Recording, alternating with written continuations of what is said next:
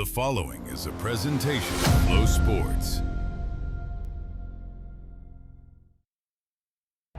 Eldora Speedway, a half-mile of Rossburg clay that shaped dirt late model racing for generations. The dream built a standard, the first six-figure payday in the sport, from Fast Freddy to Mr. Smooth to Big Sexy. 17 different dirt late model drivers have laid claim to dirt racing's richest prize. Scott Bloomquist won it 8 times. But right now, Jonathan Davenport owns it as he tries for number 5. So the question is simple: who's got enough to take it? $100,000. 3 nights under the lights, the 32nd running of the Dirt Late Model Dream starts now.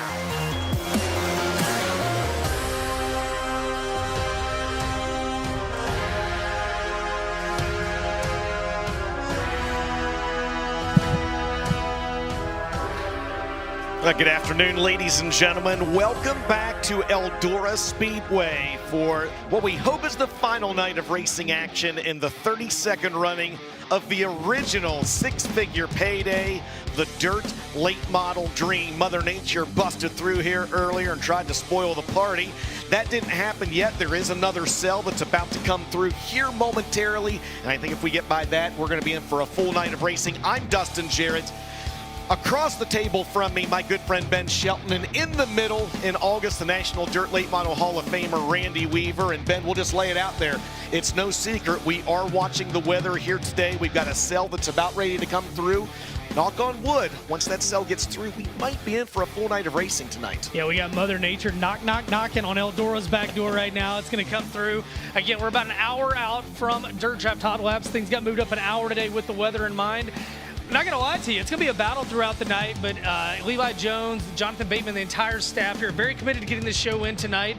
If it doesn't work out that way, then it's going to be a Sunday show. We're working tonight to get it in. A little bit of rain coming through, but hey, it wouldn't be 2026, DJ, if we did not have Mother Nature playing a factor, especially on a Saturday. Randy Weaver, you're a driver, and of all the things that drivers get anxious and intense about, you and I have talked, weather is always near the top of that list, isn't it? Yeah, absolutely. Especially we always talk about track prep and how the racetrack's going to lay out throughout the night. So then you have Mother Nature change that on the spot. So the guys are scrambling to do some setup options for later, just in case they have to go out early or late, whatever, depending on rain, how muddy, how wide open. So it's already nervous when they're here, and that just makes it worse. Well, let's go ahead and take a look at the race information for today. Our 6 traditional heat races are set. The high point man after our split fields was Bobby Pierce. He spun a 3 barely on the Wheel of Misfortune here one night ago. As it stands right now, Dirt Draft Hot Laps, as Ben mentioned, are at 5:30 p.m. That's about 1 hour from now.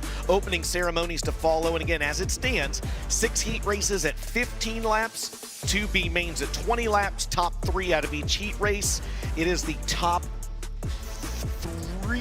Yeah, two B mains taking top 3. Yep. Yes, yep. And then the $100,000 to win main event, and of course the previous winner last year, the year before, and the year before that. No surprise, Superman Jonathan Davenport, and he is gunning for 4 in a row.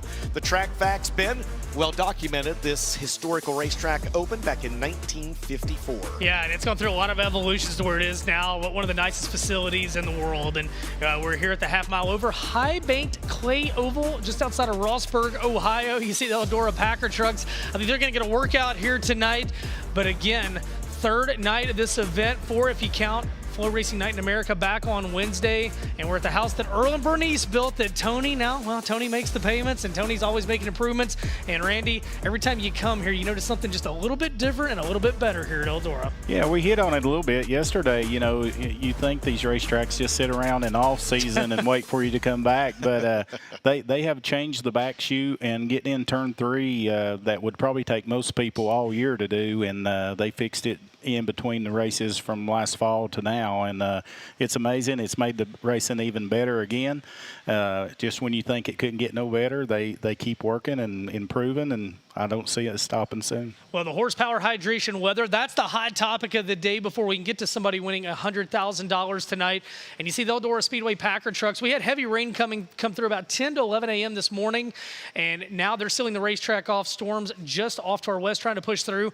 83 degrees, 80 overcast clouds, 15-mile-per-hour winds. I don't think we've had severe thunderstorms yet on the horsepower hydration weather, but we're going to take a look at that radar to give everybody a feel for what we've got. And if you're here on the grounds, definitely have your campsite secured. We've had some really, lack of better words, gnarly storms, DJ, push off to the south, but there's one just off to our west. And as Randy Weaver said, yes, the tip of the arrow is where we are at. We're not at the top of the arrow. I liked your wishful thinking, but we are going to catch some of that.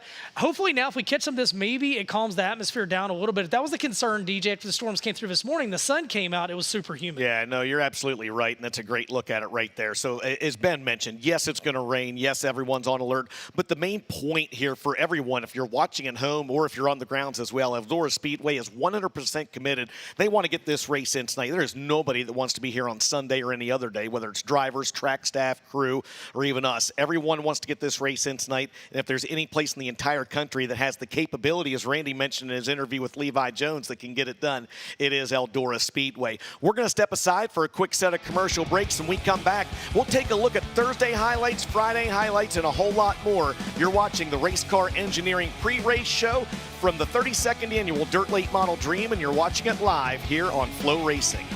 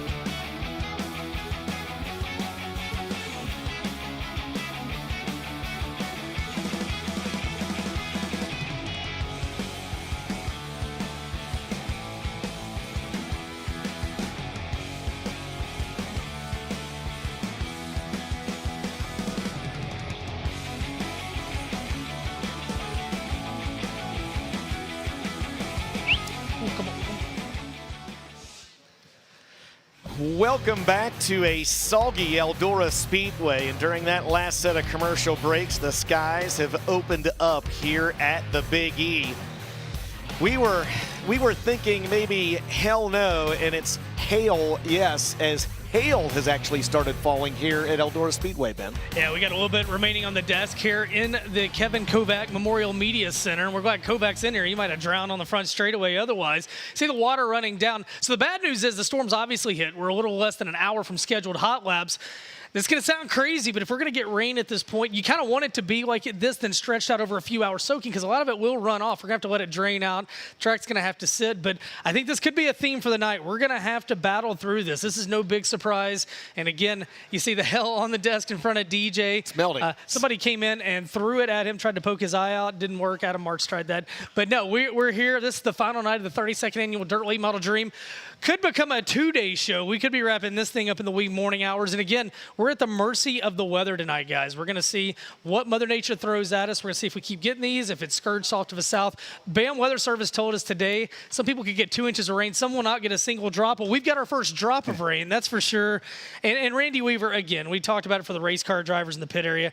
You get your minds wrapped around racing, and not only do you think about what time you're going to hit the track, but how hard is it when you don't know if you're going to get to race tonight at all? Well, it definitely plays some mind games, but when you talk about the rain going wide open or really a hard fall, and then now the hail's picking up again, but it's got to hit and run off, as you've seen in that first shot, and you can still see on the front stretch, it's actually made grooves in the bottom against the wall, which is where all the drain is.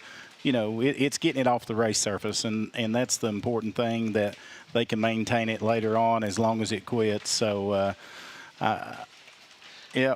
You can see the water running off. Tiffany, are we able to look at that radar again to show everybody, not only on the grounds, but also at home, what we're dealing with right now? We had a big mass of rain, and you see it skirting off to the south. This one was an overachiever that came and grabbed us. And, yeah, it's definitely gonna put a damper for a little bit on things.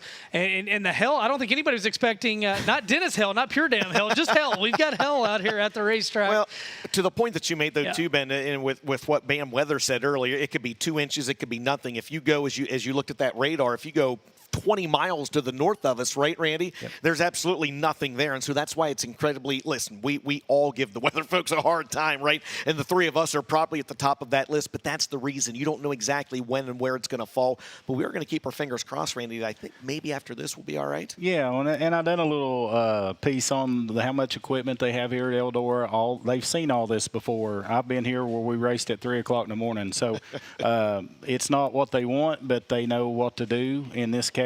And hopefully, like you said, that one little storm will get by and won't be nothing behind us. It'll just delay us a little bit. But I always say everything happens for a reason. Somebody's going to still win the dream. And is it because the track is tackier, faster, maybe that high cushion of Bobby Pierce, or, you know, the bottom of Dale McDowell? Something is going to change, but it all happens for a reason, and somebody's still going to walk out of here with 100K. Well, we can't control the weather right now, but we can control our next talking points and talk about every lap matters, and we can talk about what we do know. See the look of the racetrack right now. We're going to get Mike Norris out there for a report in the middle of turns 3 and 4 momentarily. Norris is looking at me like I'm crazy, but after last night, the every lap matters. Bobby Pierce joined he's throwing a hell at me now, guys. Mike Norris says Bobby Pierce joined Dustin Jarrett on the stage. The wheel of misfortune that I think is still moving after Pierce spun it harder than it's ever been spun. 3. Randy Weaver, do you feel like if that had been you, you'd got a 3, or do you think a 6 would have popped up? My luck, probably the wheel would have come apart if I'd spun it that hard. But, you know, those guys, it's so important here, and that's why you've seen such a big crowd up there watching. They didn't want to wait to hear you announce it. They wanted to watch it, and a 3 was the best they could do. Well, it was. And Jonathan Davenport didn't throw DJ off the stage because it was just a 3. He did threaten it. Brandon Overton, Dale McDowell, you see those guys in points. Now, it's important to note after the heat races, if you don't advance out of the heat, the 2 drivers that are highest in every lap matters, they move on to the 19th and 20th starting spots. So Pierce and Davenport, they're in the show. they're probably not happy to start back in row 10, where Dale McDowell would be very happy to start in row 10. That's Dale McDowellville. But you'll get the points. That's the top 10. And again, that was either your prelim on Thursday night or Friday night. I think the thing as I look at this, we'll keep this graphic up for just another minute, is that a couple, I don't know if surprises are the right word, Rainey, but guys that maybe coming in you wouldn't have expected to see in there, especially with Jason Fager being 5th. He had a good run last night. And then Ashton Winger had a solid run last night as well. You see he rounds out the top 10. Yeah, it just goes to show you, Fager's running the Mars deal. He's been really good here lately, and that momentum carries into here. And all those teams, what I call the really good regional teams, man, it just pumps you up to come up here at Big E and race with these guys and actually be in contention. So Ashton Winger, we've all seen him have spurts of really good success, and he's carrying it into this weekend. You wouldn't believe me, guys, but after that monsoon, there is a patch of blue sky just outside the front straightaway, so we're going to need it. It's going to need to dry up.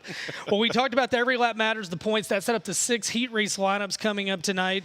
And, you can't think of the dream without thinking of history. In 31 runnings of this event, guys, we've had 17 different winners.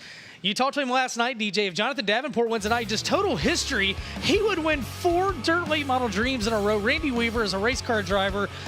How do you conceptualize that? Well, you can't even dream about that. Pun intended. That's unbelievable because, and like we was talking before we got started, it's the time period that he's done this. So not only the 4 or 3, but just all the success, You talked about him winning, was it the 27? 27 races he's won now after last night here at Eldora. Most people hadn't even been to 27 races at Eldora. I mean, honestly. So that just shows how dominant he's been, and I don't look at it to change quick. So now, he's still good. Today in our Jarrett Rifles race day report, you picked Brandon Overton, and let's not forget he knocked 3 down. It doesn't totally show that right there, but in the 21-22 we had to make up for COVID, he won 3 Dirt Late Model Dreams during that. And so when a lot of people are talking about Jonathan Davenport, Nick Hoffman, Bobby Pierce, Randy Weaver, why do you say Brandon Overton? Well, I just know when he drove the 116 car for me,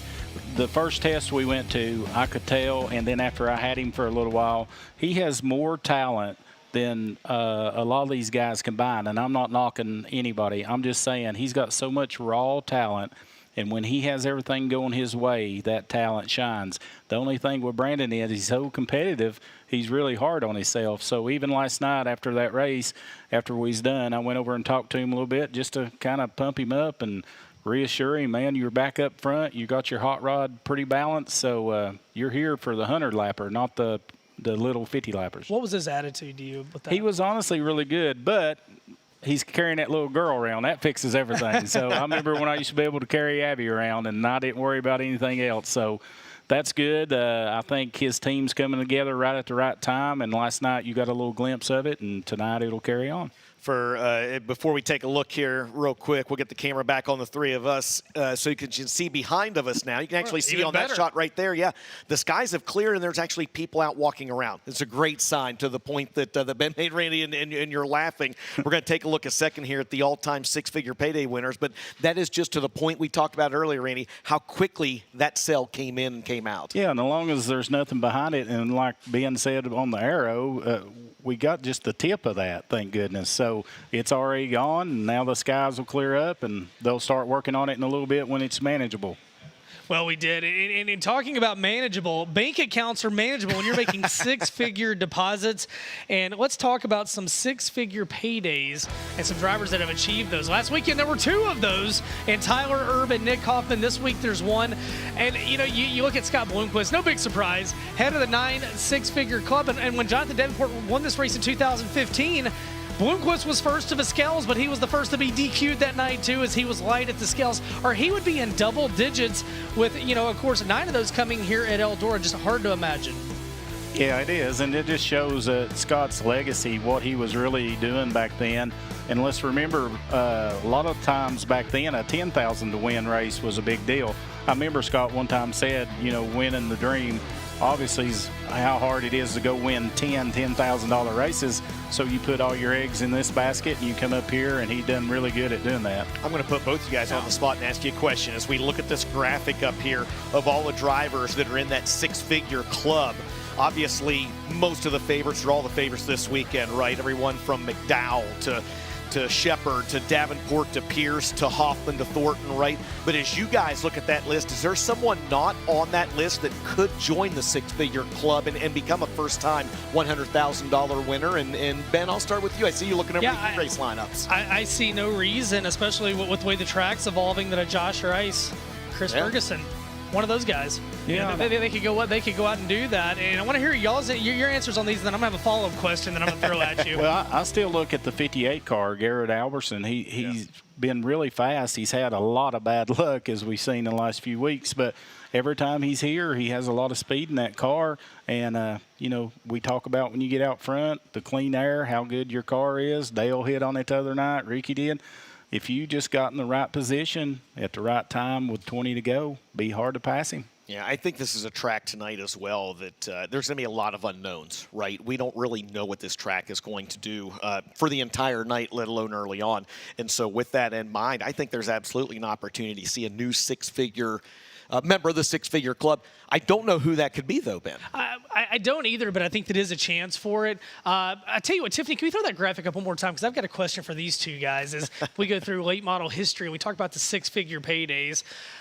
I want to know from you two, and I'll lead with it, the one where maybe you weren't at the race and you heard they got a six-figure payday, and it really caught you off guard. And I can tell you, for me, I was at Johnny Stokes Columbus Speedway where we just had a USCS sprint car event. I'm in the pit area, and somebody walks up and says, Steve Casebolt won the Dirt Late Model Dream.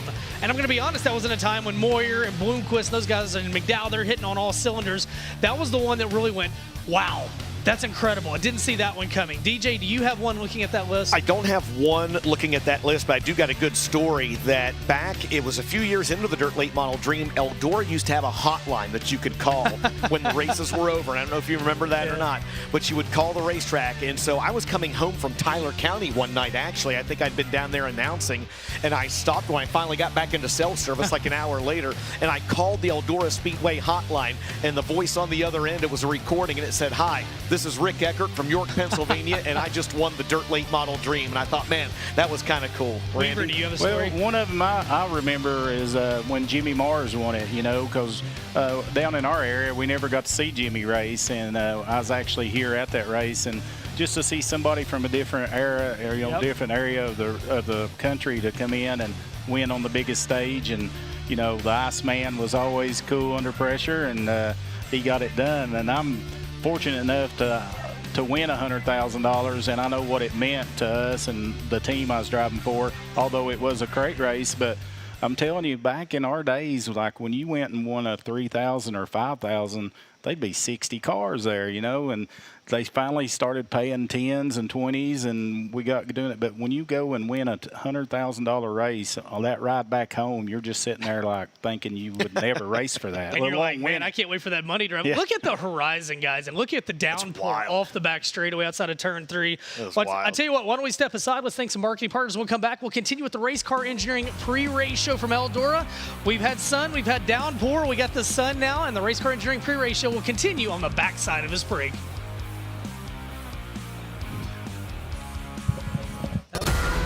Every weekend under the lights, racers chase something bigger than a trophy. And since 1998, Race Car Engineering has been serving the racing community that keeps this sport alive. With over 100 years of combined racing experience. Now with a brand new website featuring free freight on all orders over $199. RaceCarENG.com. Race Car Engineering, built for racers. At Casey's, we're too nice to say no. It's why we said yes to delivering pizza and delivering people to the pizza. Pizza time. Now, buy any large pizza, get a large single topping half off. It's not crazy. It's Casey's. The new Dirt Draft app. Faster, sharper, built to win. New lock windows and predictive contests. More ways to play. More ways to win. Lock in your drivers. Watch the action and become a fantasy champion. Every lap, every restart, every last lap slide job that moves you up the leaderboard. The green flag just dropped on the all-new Dirt Draft. Download it now at dirtdraft.com. Draft your team and get...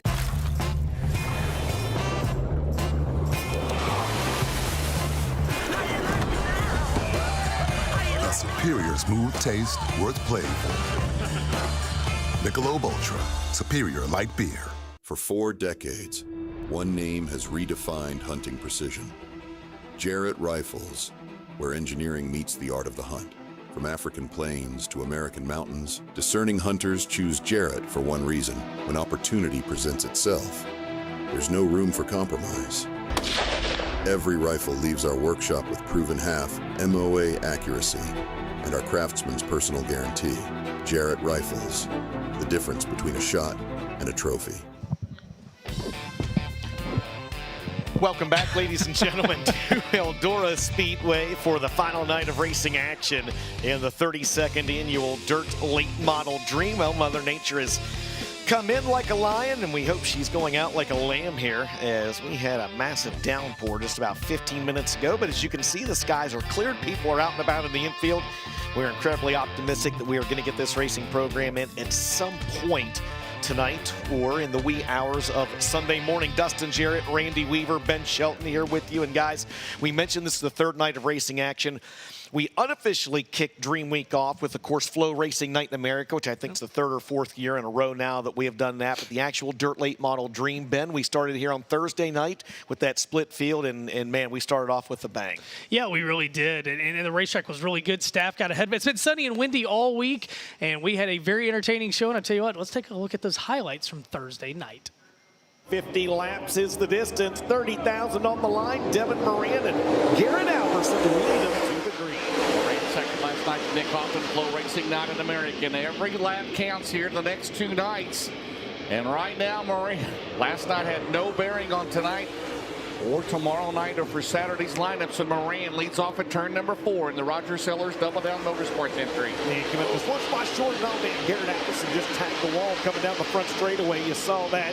He's going to lose a couple positions, try to get his feet back under him now down the back straightaway. Moran leads, C-Wright is second, Josh Rice is third, and that's how they're going to run at the end of lap number 2. Remember, he ran good at the Dirt Track World Championship here a couple of years ago. Rice throws it in. Oh, baby, threw it into Chattanooga, Dale. They're side by side in the 1, C-Wright and Rice going at it. Oh, C-Wright got him back. Wow. He does a good battle there on the right side of your screen, as well as Bobby Pierce and Chris Ferguson go at it. That's for the 4th spot.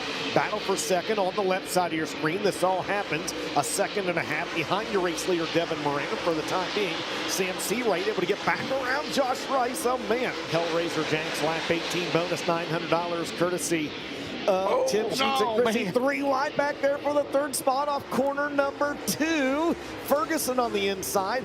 Pierce in the 32. That's C-Wright in the 16. And where did Tyler Erb come from? The 51. He came from New Waverly, Texas by way of Wapakoneta, where he lives now. Slide up the track, Pierce in the 3rd. Down the back straightaway, Rice has fallen about 5 or 6 car lengths behind Moran. Moran has led from the start of this race, guys. Again, 30,000 to win, and Tyler, they're side by side. Pierce has the spot by a car length in the 1 over Turbo. And here comes Pierce. And don't look now, but here comes Rice and here comes Pierce both. Pierce down to the inside of Rice. Slider. He'll throw a slider on him up to the St. Henry nightclub. And Bobby Pierce now up to position number 2. 3 wide for the lead in 1 and 2. Good race, Dale McDowell. Do you abuse your tires? It is. But Pierce slides across the track like that, what happens? It gets tricky over there off of 2. Where Bobby's really strong through 1 and 2, as he can carry that momentum off of 2. Heavy traffic. It's traffic. Oh, man. Pierce slides up the track. Here comes Rice on the bottom. Pierce slips a little bit. Rice on the bottom. Josh in the 3. He's going to throw the slider on Daniels. He throws it on McCowan. He's right there. 11 is Dale. Oh, and look at Turbo. Turbo's there as well. Top 4, all right there, all in lap traffic. Momentarily 3 wide per second. And here comes Rice on the outside. Here comes Uncle T on the bottom. You sure you want to race tomorrow night, Dale? You join us again tomorrow night. I want to see you on the racetrack. It's way easier up here. It is easier up here, isn't it? As they come down the main straightaway. Turbo on the bottom.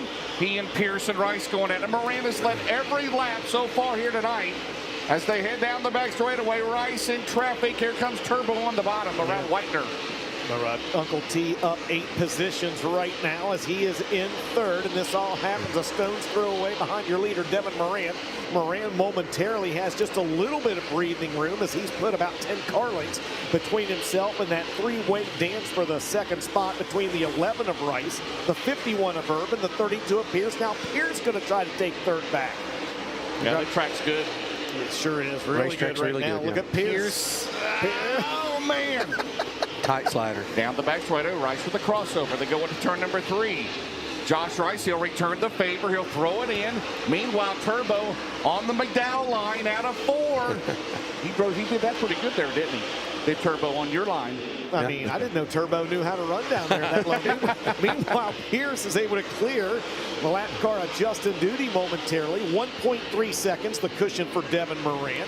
Pierce now in the second spot. He's going to try to close in on the 99. Dale, as much fun as it is up here, it's got to be a lot more fun or nerve-wracking. Oh, man, Moran might have got into Clinton, guys. Uh-oh. And here comes Bobby Pierce at 32. You know what's coming. Here it comes. Oh, man. Moran, the crossover, Pierce, and Pierce takes the lead. Wow. 19 laps to go. Alan Moran in the wall down in 1 and 2. Oh, baby. 2 car lengths the advantage for Bobby Pierce into turns 3 and 4, and we might see that extend a little bit. And we've got a caution on the front straightaway for Kyle Bronson. Yeah, the Deathridge Opticians caution flag flies. He's got a flat right rear tire. Going back to green flag racing this time, race leader Bobby Pierce chooses the inside lane on the restart. Moran slides up, and here comes Hudson O'Neal from 9th trying to take the lead. Dale, where did O'Neal come from? Just that restart. He got a good start on that restart. They're 3 wide, getting 3. Turbo to the bottom, slides up the track. Pierce still in front. Here comes O'Neal now. He'll get a run down to the bottom on Turbo. Good battle here still. 16 laps to go. Moran now. Devin Moran, he's losing grip, isn't he? The 99, he's back to 4th, and he's under fire from the 20 RT and Thornton. They're side by side, and Ricky Thornton Jr. He's going to slide in front of the 20th to 5th of Thornton. Wow. Or 20th to 4th. Unbelievable. Yeah. Devin Moran going to go back down to the inside of him. Just 15 laps to go in this one. Bobby Pierce stretched out to a 1-second advantage over Tyler Erb. Hudson O'Neal up from 9th. That's the battle for 4th on your screen, and they are trading sliders in the corners. Ricky Thornton Jr. officially up 16 spots in this one. Yeah, the top 2 have pulled away, guys, from the rest of the field. Bob, heavy traffic, Dale, down the back straightaway, and here comes Turbo. He's 2 car lengths back. You think he's going to throw it in? Not yet. Pierce is going to be aggressive. You got to be up the track. Turbo now doing the bottom. Dale. Oh, baby. This traffic makes it very interesting. Pierce up the track, DJ. And Pierce doing what Pierce does so well there, guys. He slides up the racetrack, gets that right rear right on the outside wall and uses that for momentum. And now Turbo going to go to the outside. 6 to go this time by. Okay, if you're Turbo, what do? You just hit your marks and hope Pierce maybe misses a step down the back straightaway as they have pulled away. O'Neal 3rd, Thornton 4th, Devin Moran back to 5th, Dotson is 6th. As they come off at turn number 4, guys, 5 laps to go. Tyler Erb right there, knocking on the back door. He'll look down to the inside in 1 and 2. Pierce bounces off the wall, but uses that for momentum. He stretches out down the back straightaway. Try to work around the slower car of Mark Leitner. He'll be able to clear him. This time by 4 laps to go for Bobby Pierce. He and Tyler Erb have about 2 seconds over Hudson O'Neal. 2 laps to go, James, this time by. Nope. Dale, Turbo's getting it wound back up. He's just hoping. He's just hoping he may catch that wall and kill his momentum enough. Well, look at this, guys. 2 cars in front of your leader. Turbo has got to get around McCown as they head to the white flag. Allgaier performance, 1 to go for Bobby Pierce. Final time around. Last night had trouble. Didn't make the show. Tyler Erb, is he close enough? I don't know that he is. Pierce will take the slider line away from him. Checkered flag in the air. Your Thursday night winner at Eldora Speedway, the smooth operator, Bobby Pierce.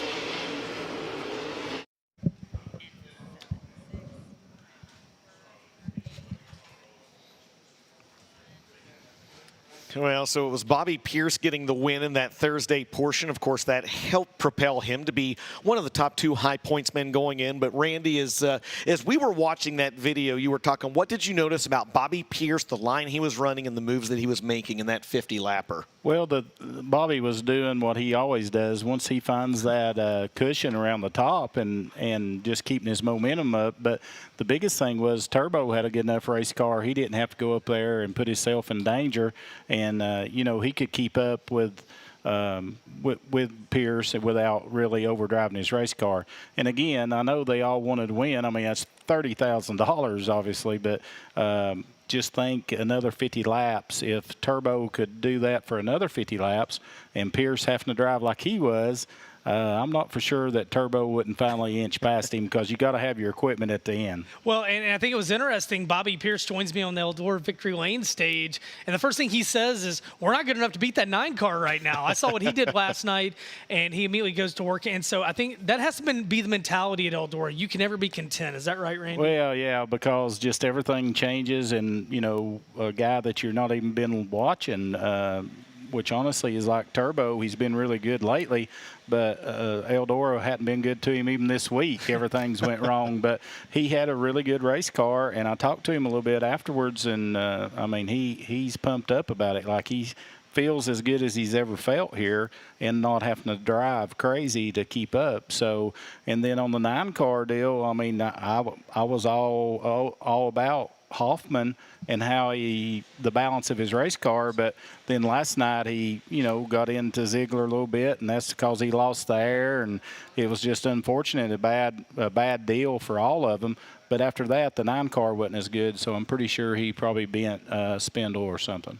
Well, Ben, go ahead. No, I was just going to say, I mean, I think everything you said is accurate. And to your point, it's been hot and windy all weekend. It's been hot today, and now, we get a torrential downpour out there. Could shuffle things up tonight, especially for those heat races. And you had a great point. Bobby Pierce starting 3rd in the first heat race. I tell you what, let's take a look real quick at the lineups, and then we're going to get an update from Mike Norris, who is outside in the Eldora Victory Lane stage working on his Farmer's 10. And, yeah, you look at these lineups tonight, and obviously it's not conventional, DJ, in the sense if you win heat race number 1, where do you start tonight? Yeah, you start 6th. That follows a long-standing Eldora Speedway tradition. So the winner of Heat 1 starts 6th. And, of course, the winner of Heat 6 starts 1st. But as I look down through these heat race lineups, Randy, for me, and I know that we talked about it on that Jarrett Rifles race day report, that second heat kind of stands out. Listen, they're all tough, right? They're all Absolutely. tough. It's 2026. But that second heat race, man, the winner of that one I think is really going to earn their payday. Yeah, you got Davenport, you got Thornton. I mean, Max Blair's been really good, and let's not forget Hudson O'Neal, however many races he's won this year, So here's the thing that throws all at a curve with this weather. It's hard to get the heat races, the track prep where they've been on it at any point this week. So they're going to be out there on the racetrack that's probably greasy, probably not as wide as they want it, and now we got to try to get in the top 3 to make it. 4 previous World 100 champions, Ben, in that second heat race. But as you look down through there as well, Ben, anything else standing out to you in those 6 heats? I mean, I look at Heat 6, obviously, because we know the winner of that one starts on the pole. And I look at Trey Mills and Ethan Dotson. But, hey, look at row 2. A lot of people think Devin Moran's going to win that heat. What about if Dallin Murdy, his first time here, there will be no living with Dustin Jarrett. He's been a proponent of the Murdy family for a long time. That's the beauty of it. And we do know this, the 2 highest drivers in every lap matters points, as we talked about, not in from the heat races into the feature. But in order to do that, you got to have a car left, right? And you got to be really careful out there not to destroy your race car in a heat race, not to be able to start the main event, provisional or not. Yeah, and we was talking about how it used to be when I first started coming here at 7 o'clock, you rode out and you dropped the green on the heats. That's going to be more what they've got as far as track-wise tonight. And, these guys can do it. It just makes everything a lot more difficult. Well, speaking of difficult, the track prep crew, their day got more difficult. They got a curveball thrown at them. Mike Norris, you were out on the Eldora Victory Lane stage. We can see the water slowly but surely receding on the bottom of the racetrack. What do you notice so far after that rain that came through? Yeah, it does look pretty good, actually. Looking down the front stretch and the back stretch, it does look pretty good. And the Eldora pack trucks are starting to get their lights on. I think things are picking up down there. But as far as looking at the half mile, you would think standing water everywhere. It has drained off very well. Rob and the fine staff here at Eldora have done a great job all week long. And again, these drivers are sitting, waiting patiently. And you know as well as I do, as we're going to do everything we can to get this in. The sun's starting to come back out. There's a nice cooler breeze. And honestly, the vibe is very positive out here. And no doubt, we're definitely going to get this thing in, guys. Well, Norris, we're going to get you a shop broom here in a little bit without standing water, but didn't make it to the drain to get it out. The squeegee. I need a squeegee, yes. Where is the ShamWow when you need it? Bring him to Eldora to the front straightaway. Did not have ShamWow on my bingo card. Oh, yeah. Hey, it's the dream. You break it all out. Let's step aside. Let's thank some sponsors when we come back. We're going to take a look at everything that happened last night. Norris is going to get some interviews and more updates as the dirt late model dream right now. A little bit of moisture's falling. Sun's out. We're going to get the racetrack ready. Dirt Draft Hot Laps not that far away. We'll be right back to Eldora. Willie's Carb and Dyno Shop has been setting the pace for over 40 years by manufacturing championship-winning high-performance carburetors, including the U.S. patent Super Bowl and revolutionary Twin Blade. The Super Bowl delivers instant throttle response, eliminates fuel foaming, and keeps jets perfectly fed, built for gas, methanol, or E85 in both 2-barrel or 4-barrel designs. And the Twin Blade, the most innovative carburetor of our time, tuned for maximum output while protecting your engine. Visit online at Willie'sCarbs.com. Willie's Carb and Dyno Shop. Run one or follow one. Rocket Chassis, the winningest name in dirt late model racing. From the red clay of the south to the slick tracks up north. When victory is on the line, champions choose Rocket Chassis. Born in 1991 by racers for racers. Rocket has built nearly 6,500 chassis and stacked more wins than anybody in the sport. And don't forget the newest cutting-edge XR2. Razor sharp handle, unmatched speed, and the legendary Rocket Edge. Whether you're chasing Lucas, World of Outlaws glory, or dominating your local bull ring, Rocket delivers the tools to dominate. Rocket Chassis, built to win, driven to victory.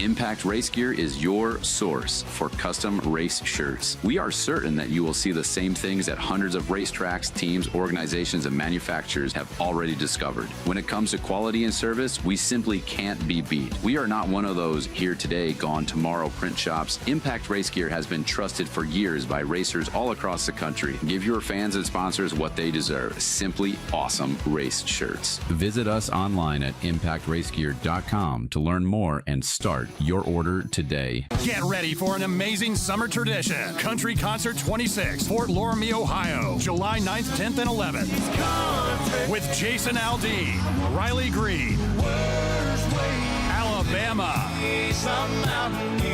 Travis Tritt, Jamie Johnson, Cole Swindell, 38 artists, 4 stages, deluxe camping, coolers welcome. Get tickets now at countryconcert.com.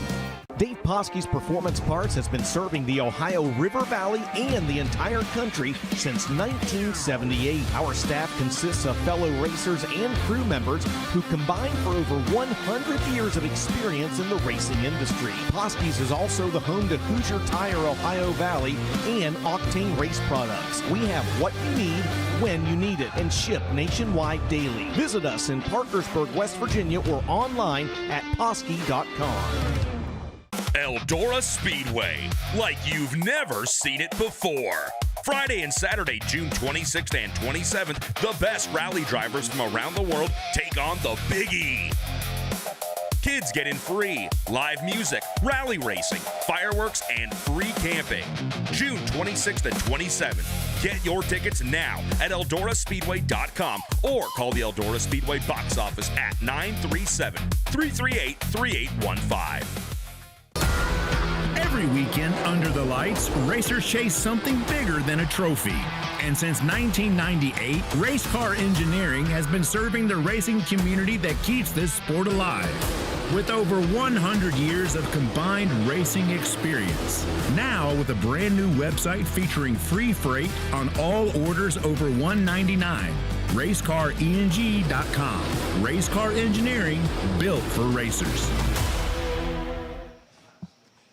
Welcome back, ladies and gentlemen, to Eldora Speedway and the 32nd running of the Dirt Late Model Dream. This is your race car engineering pre-race show. Close, we almost got it out. Mother Nature has wrinkled our plans just a little bit, but track prep crews are out there behind us right now, surveying the racetrack. And guys, I really, really, really think we're going to get to race tonight. It might not be as traditional or as customary as we would like it to be, but I do think we're going to get the show in this evening. No, I do agree with you, and I noticed during the break, if you're not following the Eldora Speedway's social media channels, you can't believe everything you see on there, and the ones that you do, boy, you guys are on a rough road in life, but you can believe Levi Jones on there, and Levi just gave an update, and I laughed. Levi found a puddle in the infield in turn 3. He said, we're not hot lapping at 5:30, we're going to be delayed a tick, but I do like Levi, the GM of the racetrack. He's been doing updates throughout the day, and forget the text updates. He's been doing video updates, and Levi's very hands-on. And yeah, right now, everybody, we're letting the racetrack bake out a little bit. And well, after midnight, apparently something happened. I don't even know what this is. I don't know if I can believe it or not. Eldora After Hours. That's right. Well, what have we got, Tiffany? Show us. What have we got? I'm very concerned.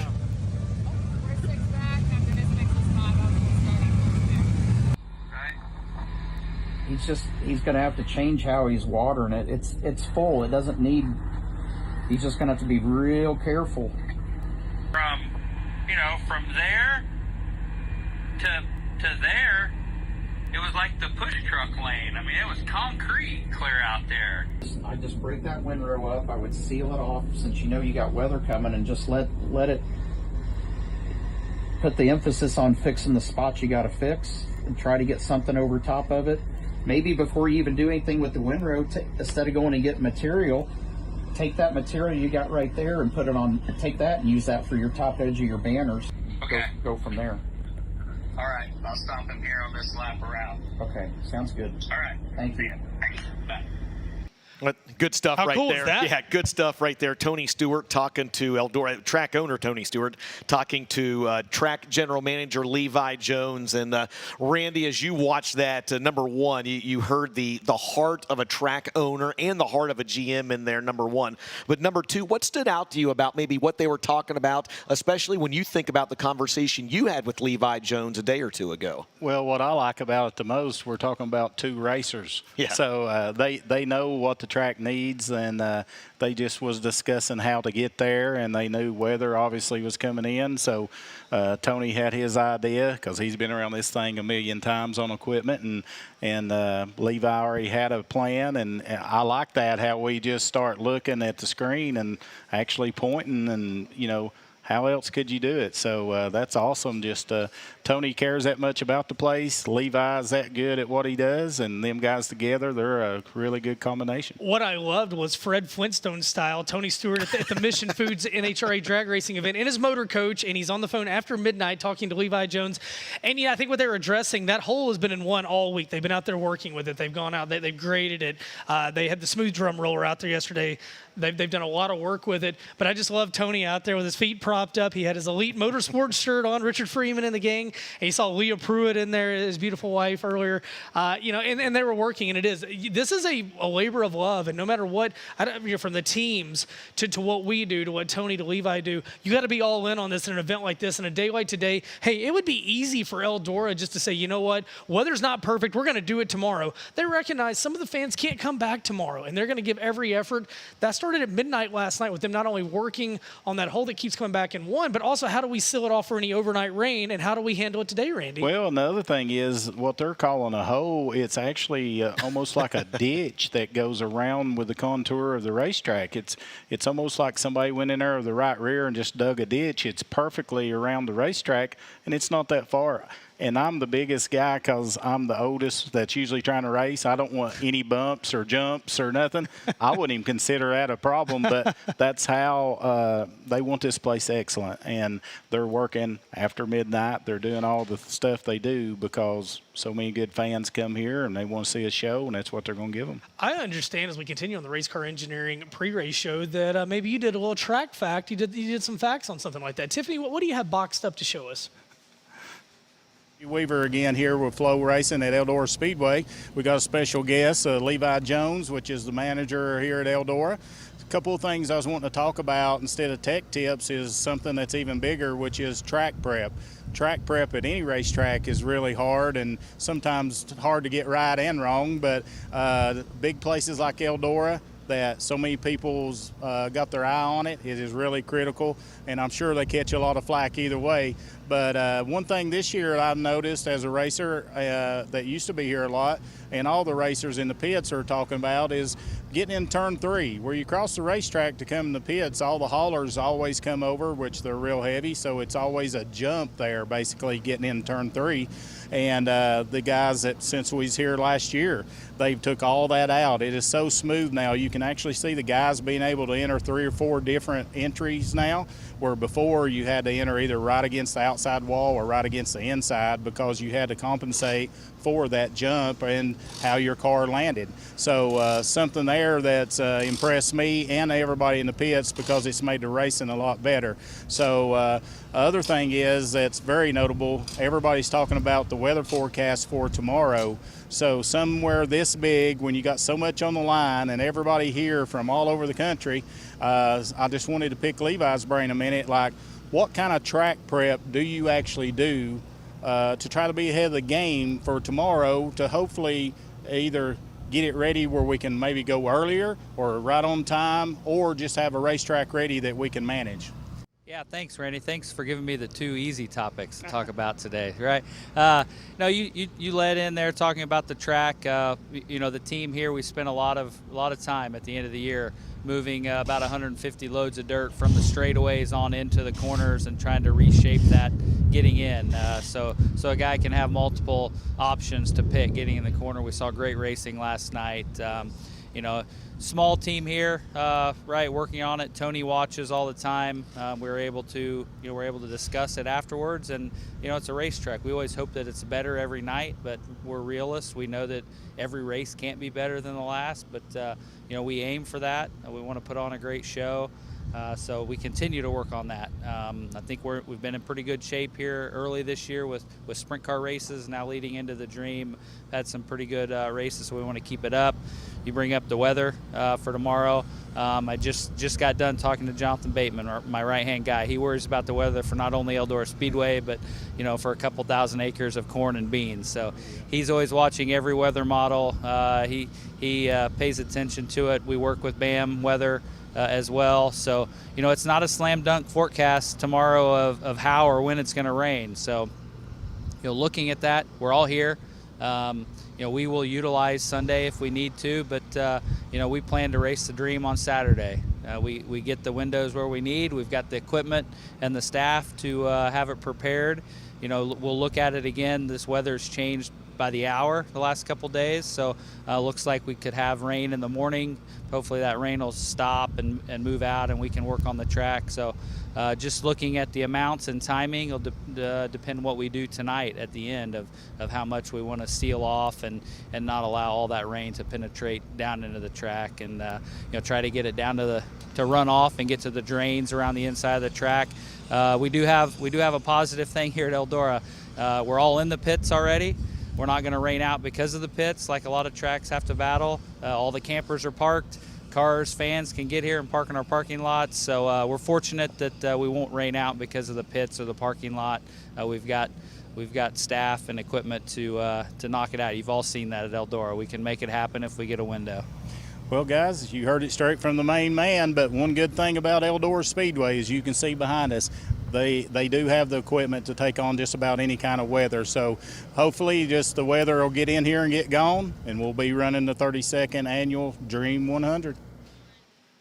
Well, Randy, I felt like duplicity. We were watching you talk to Levi Jones. Levi Jones in real time was talking to me. So the plan right now, there's another cell about 20 minutes out. They don't want to go out there and stir his track up before that. They're going to let it come through. Depending on how intense that cell is, they think that they could have the track ready in about an hour behind it. So that is the plan. And Levi told you yesterday that it's all in flux and it's changing by the hour. It's happening for us. I mean, the one thing to keep in mind, it's 5:26 local time. I mean, It feels, you know, we get to the track by about 1 o'clock. The days seem longer, so we've got a lot of time to work with right now. But that is the plan. There's another cell about 20 minutes out. They don't, knock on wood, think it's going to be as bad, and let the racetrack sit. As we sit in here and talk about what we think we can or can't do, Mike Norris is a man of action. Let's see what Norris has stirred up. Well, thank you very much, guys. We're down here with Ricky Thornton Jr. and man, Ricky, give us kind of your first take on, you know, what's going on out here as a driver, and I know you're in one of those early heats. I'd say probably the biggest thing is the sun's out. I mean, we're probably going to get to race tonight. But you know what, Mike? I'm going to take over. Let's go interview Turbo. So, Turbo, we need a nice fun fact. Do you want it to be nice, slick, and slow, or do you want it to be up on the wheel, bouncing around, having fun? Normally, I'd want it to be up on the wheel, bouncing around, but right now, probably slick and slow, but I don't know. It's probably going to be, I mean, obviously the heats are going to be all you can get, probably try to hurt yourself, and then the feature will get clean, and somebody like Dale will just ease around there and might win tonight. So I think it'll be good. They say the best track prep's more rainwater, and we've got a little bit of that. I feel like we definitely got a lot of rainwater. Really good run for you the other night. Do you feel like you're a little better than Bobby, or do you think Bobby was just that good the other night? Man, he's just good. He did a good job. He didn't make any mistakes, and obviously I wasn't better because he won. So you know, we just take it. It was a really good run for us, and I don't know. We start ahead of him tonight in the first heat. So if he's better, he'll pass me. If I'm better, I'll beat him, and Ferguson might beat both of us. So we'll just see how it plays out. Sounds good. Good luck to you tonight. All right. We got Drake Troutman over here. He's on the phone. He's probably talking to his car owner, GR, right now or something. But overall, how did you feel about your run last night? Started off really, really bad, and then it started picking up. Why do you have the microphone? I'm just walking around interviewing people. I'm trying to be like Michael Waltrip, just bouncing around, having a good time. I got you. Yeah, hell, you do a pretty good job. Might be taking Norris's spot here before too long. Where are you starting at tonight in your heat race, and what's your expectations? Start 6, expectations to start off, just make the show, and we go from that. Sounds like a plan. Hopefully you get in the show, and good luck. Hey, you too, man. Hey, Noah. Obviously the track's going to be a little wet here tonight. What are you thinking is going to be so critical about tire management in this heat race? Everything. Do you think guys are going to be able to take off right away, or are you going to have to save your stuff, or what are you thinking? Just kind of hang out for a little bit and then go when you need to. Go when you need to? So that's your advice. Just no one take off on the start. That way Ryan can pass you guys all in turn 1 and then start racing? 100%. Hey, Nick, I know you're a big body guy. Is there going to be a lot of decks tore out tonight? I'd probably say so. I mean, there was a few decks torn out last night, and we put some extra metal on the right rear to try to keep it on because my driver kind of struggles with either knocking the left front flopper off or knocking the right rear deck off. So we had to bring 7 extra bumpers for this trip. Sounds good. So you're saying Ryan's going to be on the wheel tonight? All right. We got Justin Duty over here. Justin, how was your prelim night, and what are you looking at for today? Prelim night was qualified decent, raced like shit. So we gotta start towards the back of a heat race, but the rain helps. Rain creates speed, speed creates chaos. So maybe there'll be some passing in these heat races, and we can get ourselves in a decent position and go from there. Sounds like a plan. Good luck to you. Thanks, man. You guys heard it. With the extra rain, there's going to be a lot faster speeds, which makes racing, I think, a little bit better here at Eldora. So hopefully there's a lot of passing going on, and we can keep on going. You want to make some brownie points with the rule makers here to your left, or what do you think there? I feel like I almost need to interview Ruben, just because Ruben always interviews everyone else. Ruben Morales, what are you looking forward to tonight? To getting this show in, because these race fans are staying strong. We saw them sitting in the rain, and I'll tell you what, a little bit of curveball. I'm just looking forward to getting this race in, Ricky. I'm surprised that you're doing interviews. This is good. I'm excited. I heard you on the mic the other night. I'm excited for the racing tonight. I know it's going to be a really good show. Yeah. It's different not hearing you on the mic, but it's nice seeing you walking around. No, these guys do a great job. Thank you.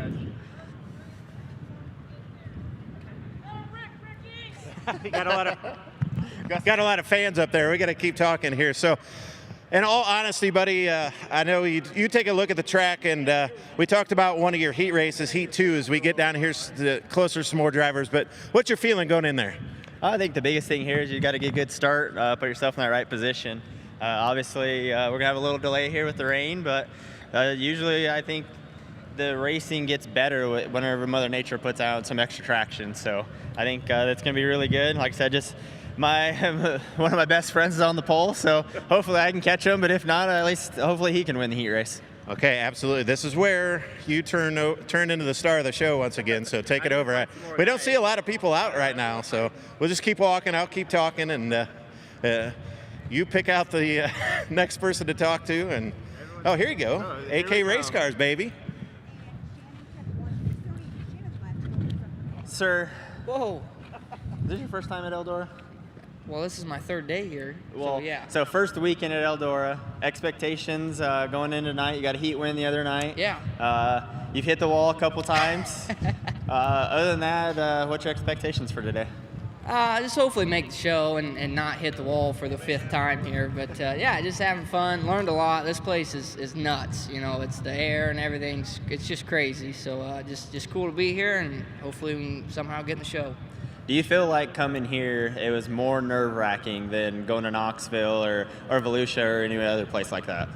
I don't know. I was pretty nervous at Volusia just because it was my first race with these guys and the whole team deal. But like when we rolled across the track, it was pretty intimidating. And you see all the people show up, so it's up there for intimidation for sure. I know for me, every time the big boom goes off down the front straightaway, I get goosebumps. Do you get that same feeling? Yeah, for sure. The hair on your neck sure stands up. Perfect. That's Dallin Murdy. Good luck. Thank you. All right, let's see if I don't see any other drivers great. out. So you know, you scared them all off here. Here's another crew guy here. He's actually a driver. He does it all. Yes, he does. I think Carson Ferguson was standing there, but I think he took off running.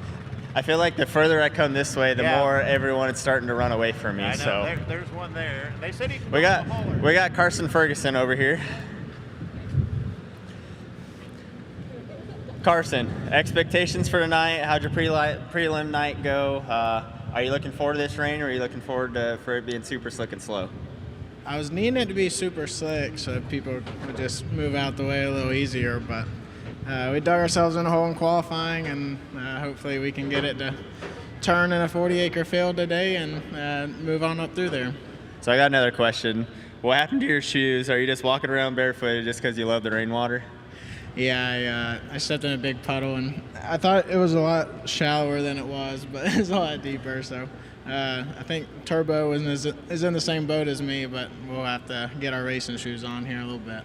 Sounds like a plan. So are you excited tonight for Carson to get it on the wheel? I know you might have to fix some body panels, but would putting it in the show and you having to put a new deck in it be worth it? Oh, it'd be worth it 100%. I'm ready. I'm ready, man. You heard it. He said he's fine if Carson puts it in the show and knocks the deck out of it in the heat race. They're fine with putting another one in. Don't worry, I ain't leaving you. We got the bar right. guys. Yes, there's another one. Max Well, Blair's having a good week. Just found another guy, the Keystone Kamikaze, number 111, Max Blair. Looks like it's a little wet today. I know you probably don't want it to be very wet for a heat race, but what are you looking forward to? Hopefully beating you. Probably not, though. Well, I mean, I start on the pole. Obviously, if I can't win, I hope you win. But what are you thinking track conditions are going to be like and how the racetrack's going to be? It's going to be plenty fast, that's for sure. Hopefully this next one misses us, or it's going to be real bad. But hopefully it works out and we get to get this deal in tonight. Looking forward to it. Good luck.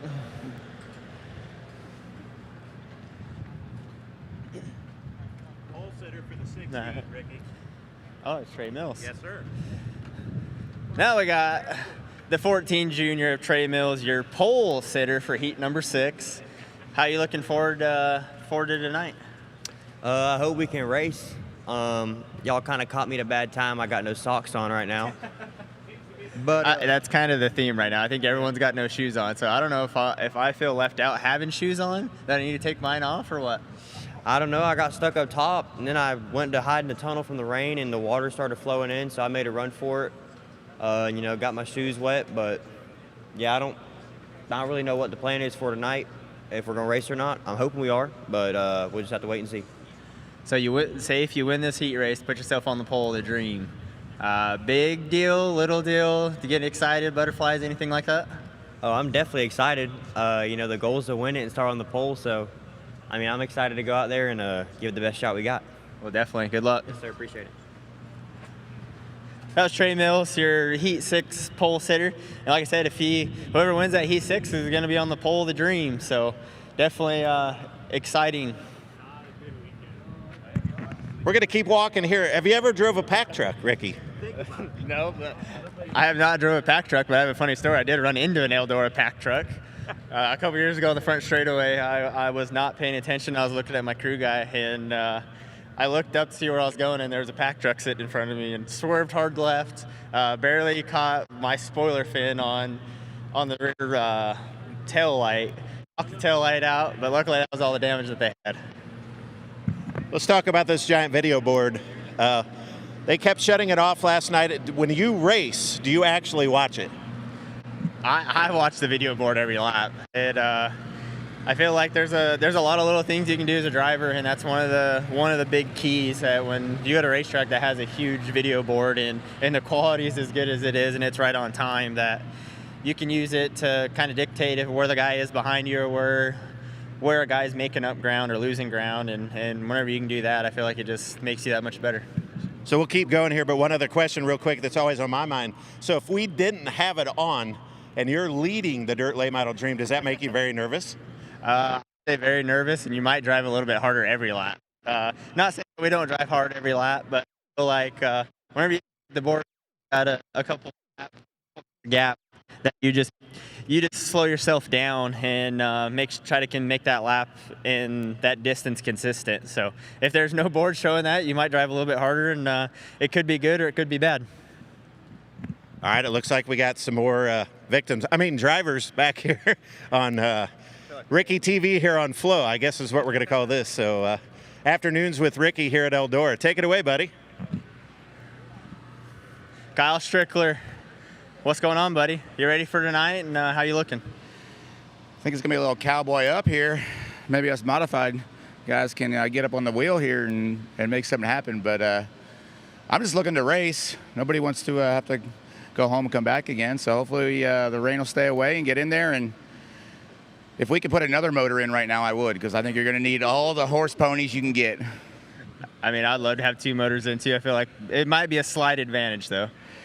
Yeah, definitely when the track conditions are like this, the more motor you can have, the better. And fortunately, our old faithful Clements motor has been running pretty good here. And but at the end of the day, it just comes down to making the right decisions on the racetrack and how important the area is here, which and hopefully getting a few lucky breaks and being up front there and being around for 100 laps. That's the plan. Obviously, you want to try to get in through the heat race, but if you don't, do you feel like you got to run as hard as you can to get yourself in that position if you do have to run a B main? Yeah, the big difference between these races and other races throughout the country is the heats and the B mains are so much longer. So it's almost like a modified feature. You're going out there for 15 laps in the heats and then 20 laps in the B mains. So you run it a little bit different than you would a normal heat race or a B main anywhere else in the country, and no provisionals here. So you got to make sure that you have a good piece and hopefully put her out front and get her in the show. Sounds like a plan. Good luck. Yep. You too, buddy. All right, so you see any more guys as we cruise through the pit area, the DRT race car? Of course, we see somebody else here, hopefully. You can go on in there. We'll see if it works. So, no? He's at the concession stand. All right, so as we work our way down the yes, you got somebody. Here you go. Take it away. So I'm getting confirmation that Josh Rice is in his trailer hiding. It looks like they just locked the door on me. James is not being a very good sport here, so I'll walk in like I own the joint. We're here with Josh Rice. Biggest question of the weekend. You or your brother, which one's a better race car driver? Oh, man, don't do that to me. I don't know. It depends the situation. Black slick, top to bottom, probably my brother. Hammer down, probably me. So you're saying tonight you're definitely probably going to be the better driver. I'm going to be the better driver tonight for sure. Overall, how do you feel like your weekends went, and what's your expectations after tonight? I want to win this heat race. I started on the front row of this heat race. We've come a long way from Wednesday. We were terrible Wednesday. We made a lot of changes for Thursday and had a shot to win it, I feel like. So definitely headed in the right direction, and I think we're going to be good. How'd the golf game go yesterday? It's a good thing I can drive a race car because I can't golf. Heard it first. Interview that guy right there. Ask him what he's going to do. He did say that Josh's brother James is a little bit better if it's slick and slow, so he gave you some credit there. We got Jason. Right. James, you want to interview Jason? Yeah, we might as well. Just keep going. Just keep. All right. So, looking forward to tonight. I feel like it might be kind of one of your style racetracks tonight in the heat race. What are you thinking? I don't know the way my car's been in traffic. I ain't been very good, but I think all the heat races are going to be fast. I'd hate to be in the first one because you know how that is. In bad air, you guys on the outside, they're kind of a sitting duck. Where do you start at, and what's your expectations? We're starting pretty deep. We're starting 7th, but we got the bottom, so that's probably a plus. Hopefully some of them guys just wash out and we can get underneath them and get forward a little bit and put ourselves in a good position for the consi. Maybe make it through the heat, hopefully. Yeah, well, I think you'll be all right. Like I said, I feel like you really excel whenever it's a little bit of traction and find it. You're definitely not scared to get up on the wall and get going. No, I guess that's what I got hired for, to get the job done. Good luck. Thank you.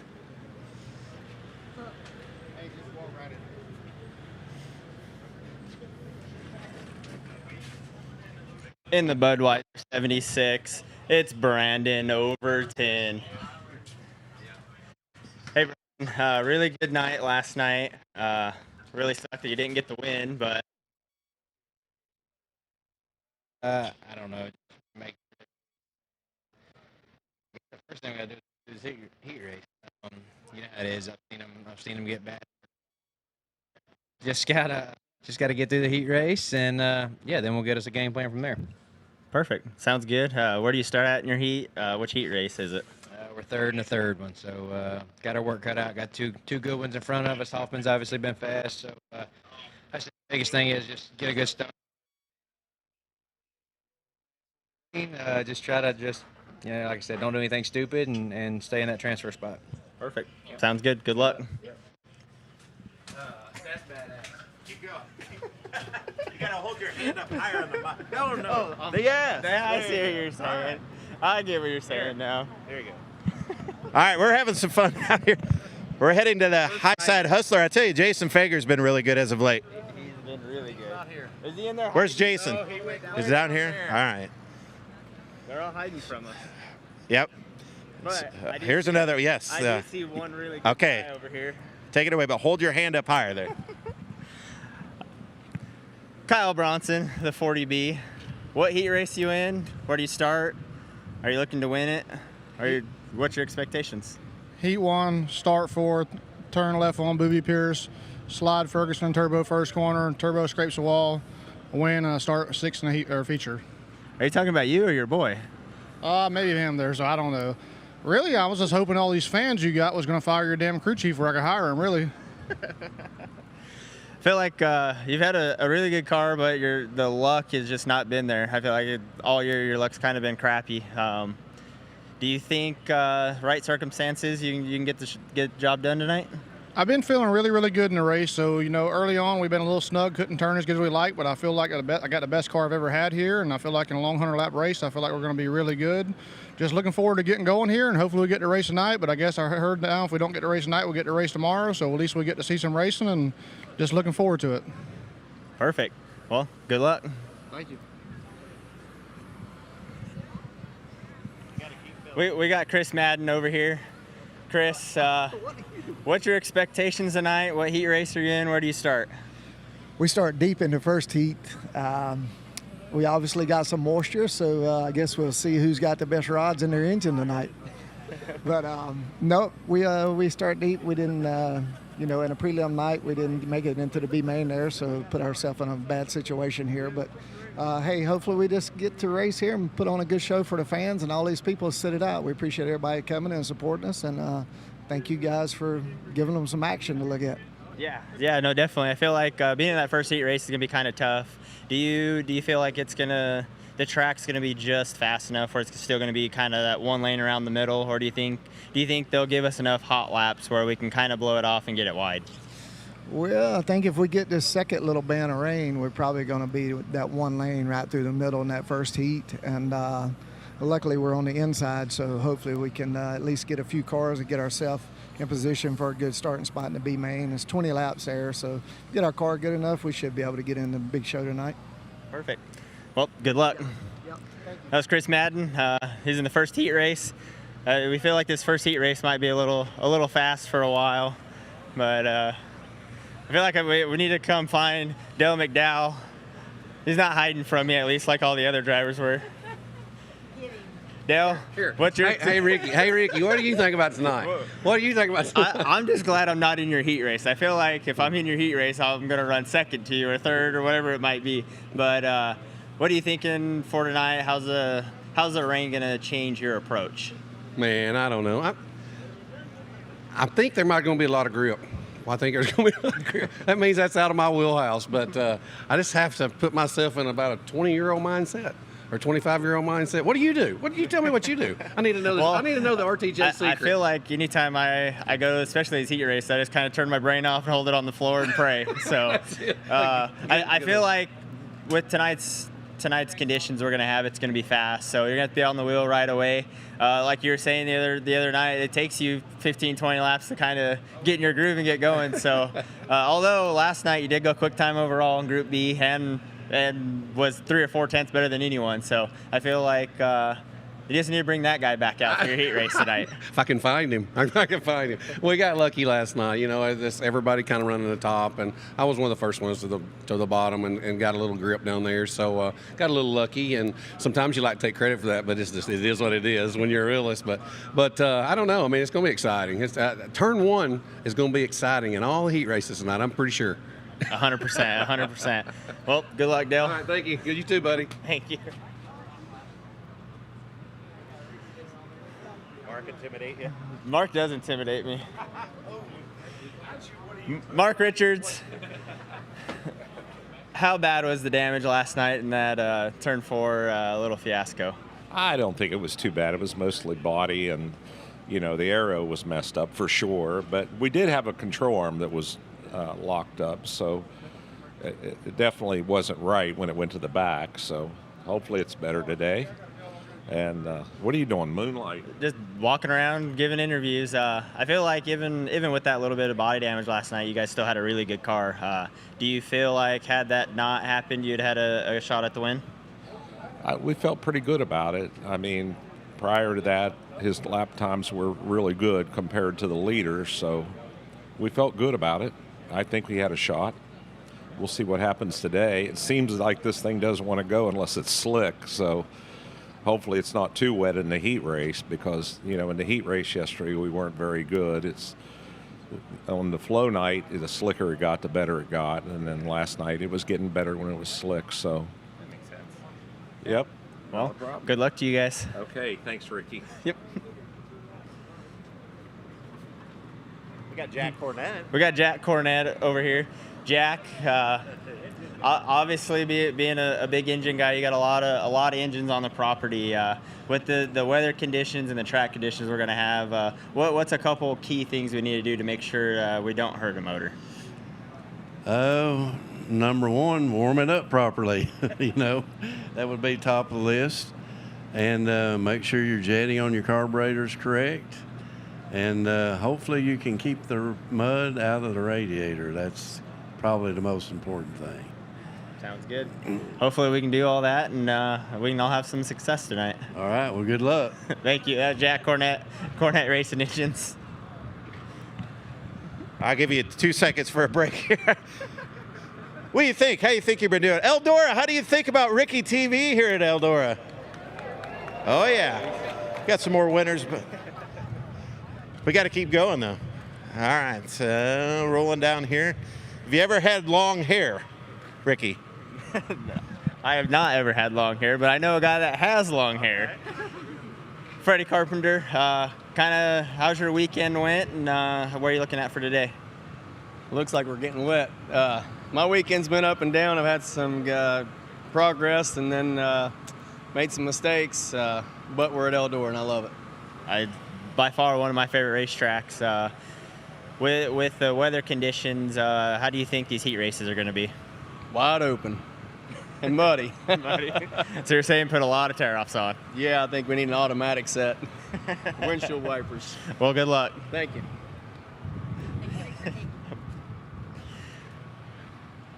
This is your show, not mine. You got to keep talking. As I'm talking here, I feel like it's starting to sprinkle on me again. Yeah. Greg Williams, 65 years old. He's not here today. He's not. I don't see him. Poor Mr. Tyler Thompson had to pull out. That was a scary wreck. That was a super scary wreck last night. I feel like not very often you see a car get into the wall and just immediately stop and then go the other direction. We'll see if Dalton Wilson's out over here, if he's in there hiding from all of us. Wait, we got Cade Loudy. Normally a race car driver. Pit crew help this weekend. How is it being on the other side of it? It's fun. You know, you get to see a different side and the way other people go about doing things. So, you know, it's fun to go on the road and learn a little bit when you can. Outside of this, when do you plan on getting back behind the wheel again? Probably the Ray Cook summer deal. Okay. Well, that was Cade Loudy. Good seeing you. We got to race with him not very long ago. We'll see if Dalton Wilson's in here somewhere. We got Big Perm. He's up here hiding from us. He's eating, unfortunately. Although it looks like he's got some cheese sticks and cheese balls and everything else. Overall, how's your weekend been? What's your expectations going on for tonight? So far, it ain't been bad. Start fourth in the fourth heat. Just barely missed the invert, but you know, we got a pretty good car, and hopefully with the weather coming through like it did, that being in the fourth heat will be about the time the racetrack gets all right where we can race on it, and hopefully we can pass at least one car and get in the race and see what happens. Well, hopefully you get in the show, make it a little easier on yourself. Obviously, starting fourth and being in a later heat race isn't necessarily a bad thing. Do you feel like by the time that fourth heat comes, it's going to be wide enough where you can run 2-3 wide, or do you still think it's going to kind of be one lane dominant? You know, normally by the fourth heat, it does widen out, and the racetrack's so hard that I don't think it's going to stay fast very long, but hopefully it blows off where we can do some racing and see what happens. Perfect. Sounds good. Good luck to you. Thank you.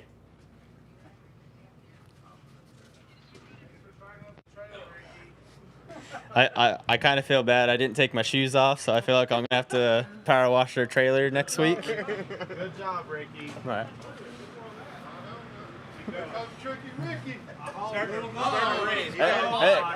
It's starting to rain on us, so I feel like everyone is running around hiding from all of us. So I think these people are fanboying you. So do me a favor, holler out Drake Edens.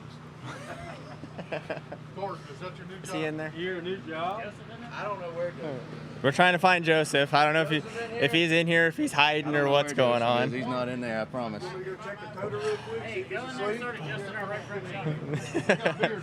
So we got Talon Center. Obviously, been helping the Hunt the Front guys for a little while here. How do you feel like Joseph's done here, and where's his room for improvements? He's got a lot of room for improvement. I keep telling him to watch video, and he don't have internet, I guess. So it's been a struggle. It's been bad. It's been real bad. What's expectations for the team tonight? Put it in the show, put it in victory lane. What are you guys thinking? How many cars make the show? 26 make the race. 27th. That's better than 28. All right. I don't know where Joseph was, so we couldn't interview Joseph. I can see Nick hanging out over here in front of his trailer. We also got Steve Arpin here at Longhorn Racing Chassis. Steve, obviously the track's gonna be pretty fast tonight. How do you think overall the weekends went for your cars? I think honestly, I was happy to see you driving up through there like the good old Ricky Thornton days. That was good. But no, it's nice and hard. I drove across on the four-wheeler a little bit ago. They got it nice and hard. So hopefully hopefully it'll blow off good and we'll still get a good race in. But you guys are nuts. Like I was watching the other night, it was black slick and you guys are still driving like it's hammered down out there. So I'm glad I'm not driving anymore. Well, good talking to you. We'll job, see you. buddy.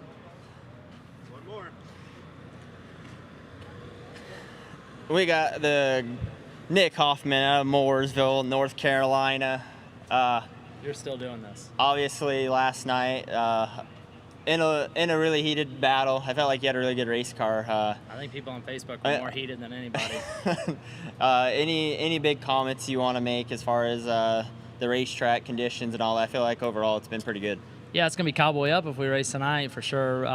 Last night, yeah, just an unfortunate circumstance. And me and Mason talked it over, and we're good buddies. You know, it's just shitty part of racing. I drove in there, hit the infield wall, and it pushes me across the racetrack. And, yeah, I took blame for it, so it sucks. But, yeah, just last night, if that doesn't happen, I felt like I had a really good car and ended up tearing up my right side. And, you know, I ruined myself in my race too. So, as for today, this sucks. Hated for all the race fans and everybody out here. Just part of it. You don't come to Eldora and not expect it to rain, right? So it's just part of it.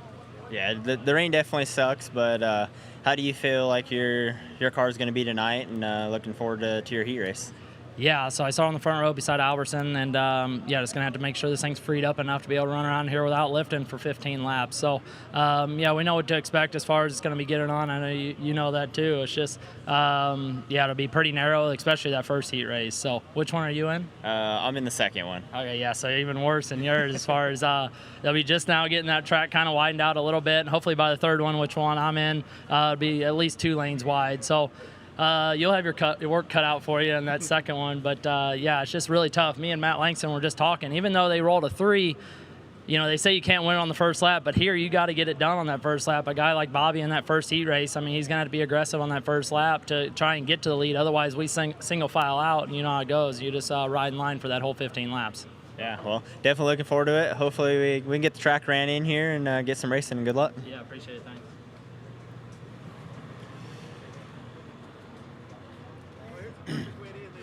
Look at this.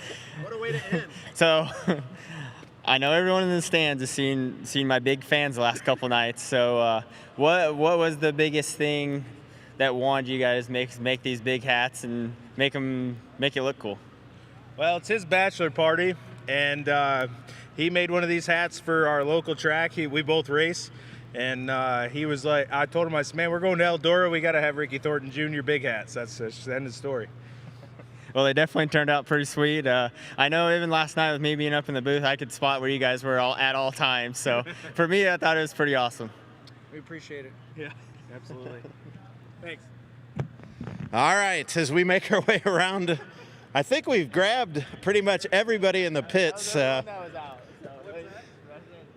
we work our way around, oh boy, we may need new shoes. So here's what we're going to do, Tiffany. If you can hear me, we're going to throw it back to the booth, and you guys, as we've ended our navigation. But Ricky, congratulations, thanks. I know I'm going to get fired, and you're going to be hired if you ever stop racing. Well, hopefully I don't stop racing anytime soon, but no, anytime I can go in the booth or do something like that, I think it's a pretty awesome experience. So it's one side of it that I've never gotten to see, and the amount of detail that goes behind the scenes that us drivers never get to see is pretty incredible. So who knows, maybe one day, maybe when I get older, we can become an announcer. Between the drivers, the sponsors, the pit crew guys, and of course the people who are behind the scenes, and of course these awesome fans. we put on a heck of a show, don't we? It's incredible. It really is. There's so much that goes on, and even all the vending people that are here. I feel like there's a lot of hard work that goes behind that, just getting prepared to come to an event like this. So just thank you to everyone for all the hard work, and hopefully we can get tonight's show in and put on a really good show. We trust in the track crew. They're going to be up next, aren't they? Yep, I got one of the best track crews here, and really of anywhere. So looking forward to them getting back out on the racetrack here, hopefully probably the next half hour or so, and looking forward to the rest of the night. We're an absolute natural. Thanks for being with us. I appreciate it. All right, guys. Ricky Thornton Jr., this was fun. Back to you. Forget about RTJ. We got RTV. I mean, that was fantastic. Ricky Thornton Jr. owned it. He walked around. Mike Norris was walking with him. And I love Mike was even explaining to him how to hold the microphone where it doesn't block the receiver in the bottom. He successfully killed an hour of the pre-race. Fantastic. Yes. So let's give you an update right now. A couple of sprinkles falling on the facility. This is what the track crews were waiting on. Levi Jones came through just a few moments ago, GM, and he goes, man, I think, let this one get out of here. And then Rob Plattfoot, they're going to get to work on the racetrack. They don't want to open it up too soon. But right now, if we don't get a whole lot more firing up on the radar, we feel pretty good about tonight. They think they can have this racetrack, once the rain stops in the hour, we can have cars out there. And, I don't think anybody's going to complain. A lot of the frills of the Dirt Late Model Dream probably going to go by the wayside in the name of Hammer Down. Let's get this show in the books. So, once again, that is the plan. Going with the racetrack, said a little bit, a few sprinkles following right now. And I think we got a QR code on your screen. Horsepower hydration. And Dream 20. We've had a lot of people ask. Michael Rigsby is doing better. He went back home to Bloomington Thursday night, a little under the weather. And his new company, Horsepower Hydration. Somebody asked me yesterday, they're like, all right, obviously Rigsby's your boy, so are you pushing this product because of that? No. My wife and I, we order a lot of hydration sticks, things like that. I love these. These are really good stuff. Yeah. It's good flavor. It makes you feel better. And it's been a very humid week here. I've gone through about 10 of these sticks here this week. You can get them at the concession stand if you're at home. Dream 20, they're handing out some samples around the place. And yeah, another company supporting racing. That's the title sponsor on Joseph Joyner's number 10 here this weekend. Absolutely. DJ. Listen, I have seen a lot of people on the grounds, out and about and in the campgrounds, and I've seen what they've been drinking as well.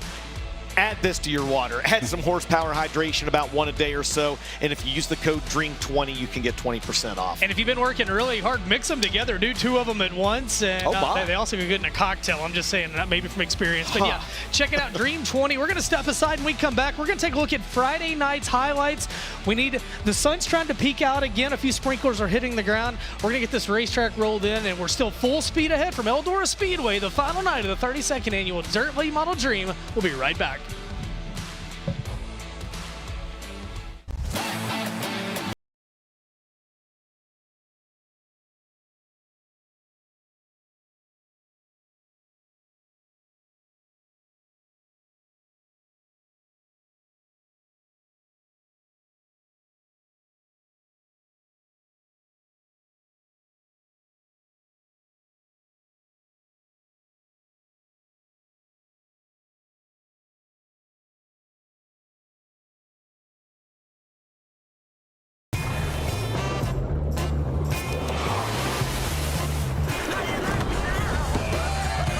Superior smooth taste worth playing for.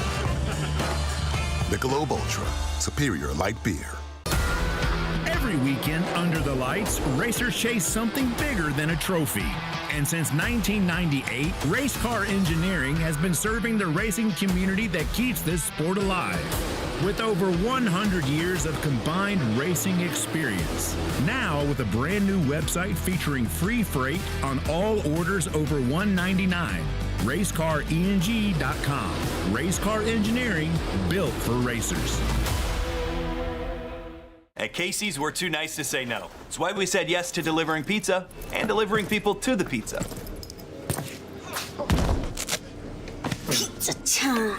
Now, buy any large pizza, get a large single topping half off. It's not crazy. It's Casey's. Dave Poske's Performance Parts has been serving the Ohio River Valley and the entire country since 1978. Our staff consists of fellow racers and crew members who combine for over 100 years of experience in the racing industry. Poske's is also the home to Hoosier Tire Ohio Valley and Octane Race Products. We have what you need when you need it and ship nationwide daily. Visit us in Parkersburg, West Virginia, or online at Posky.com.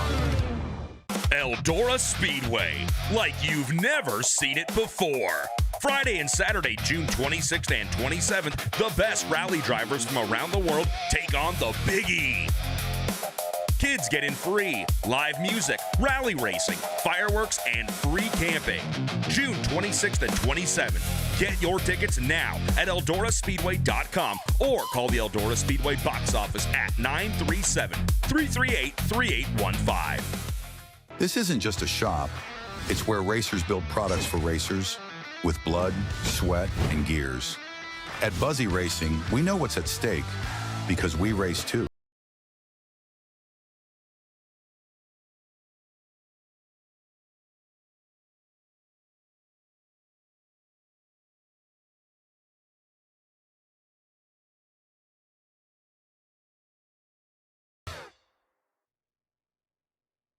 Impact Race Gear is your source for custom race shirts. We are certain that you will see the same things that hundreds of racetracks, teams, organizations, and manufacturers have already discovered. When it comes to quality and service, we simply can't be beat. We are not one of those here today, gone tomorrow print shops. Impact Race Gear has been trusted for years by racers all across the country. Give your fans and sponsors what they deserve. Simply awesome race shirts. Visit us online at impactracegear.com to learn more and start your order today.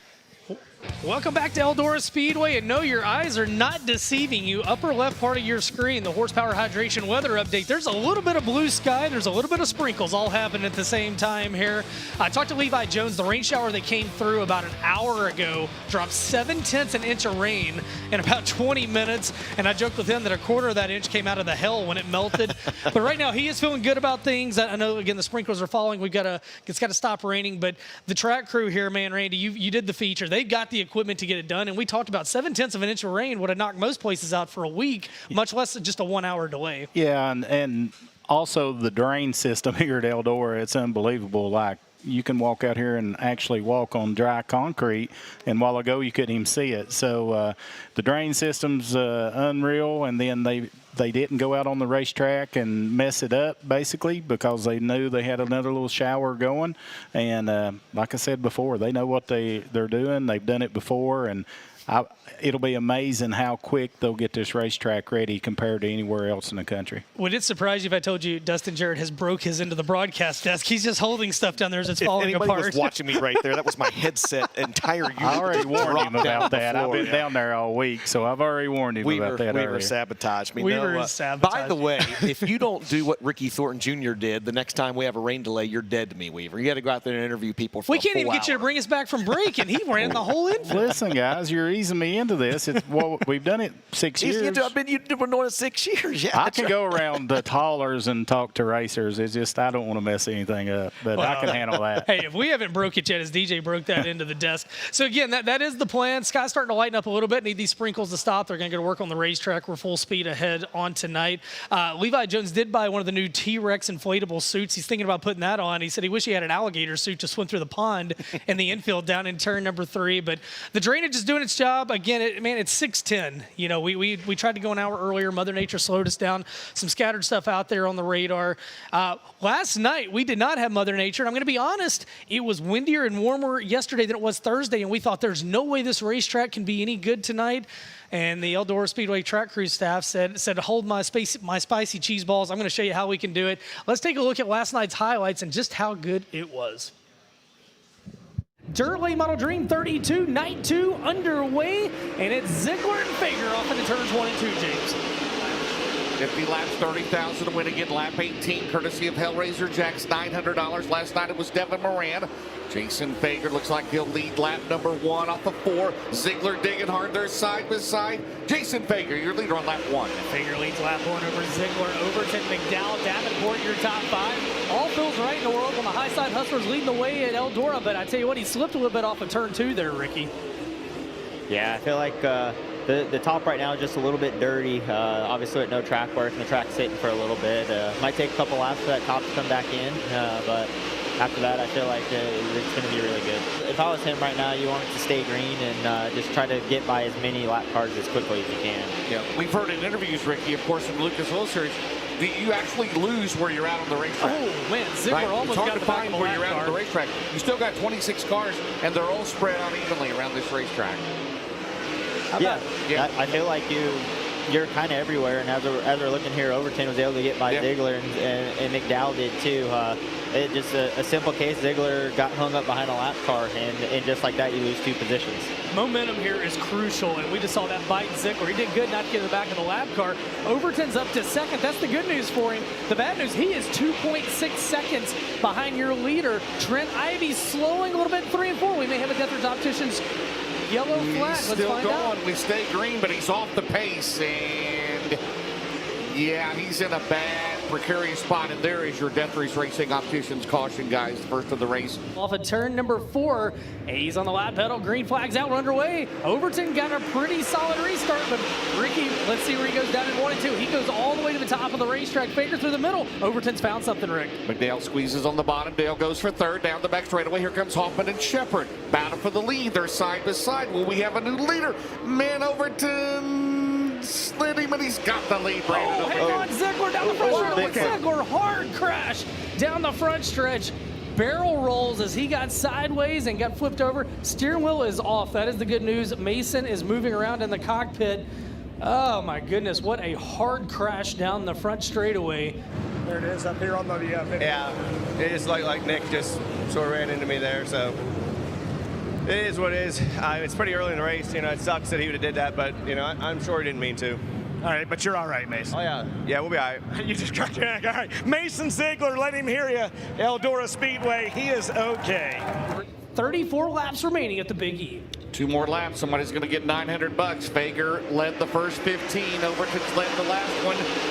Dale McDowell on the restart up top. Dale Mack up top. He'll diamond it off down the back straightaway. Overton into turn number 3. Here comes McDowell. You know he's looking for the bottom on Fager. Then behind him, here comes Hoffman in 9. Out at turn 4.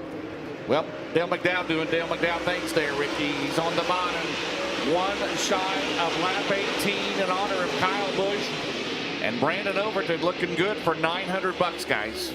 49 car, the one thing I did see is a couple times he's actually got into the fence in turn 3 and 4, which tells you that it's old school JD. He's on the wheel, he's going for it, which is scary for us as a driver.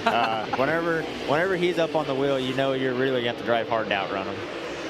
James right now, Overton leads the way, 21 laps down, 29 to go. Fager's closing in on him though, James. That battle for the lead's getting tighter. I'm getting worried if I am Brandon Overton and Jason Fager, because here comes Jonathan Davenport. Battle for second on your screen. Davenport to the inside of Fager. Meanwhile, Overton running like a scalded dog through lap traffic in front of him. 1.1 seconds to lead last time by. 29 laps complete off turn 4, and Overton, now he'll stretch it out, guys. And we got a pass for second. Davenport into 2. Fager tries the crossover. And Jonathan Davenport started in 6th. Will he be up to second? Fager digging their side by side out of 4. Gives second to Davenport right now.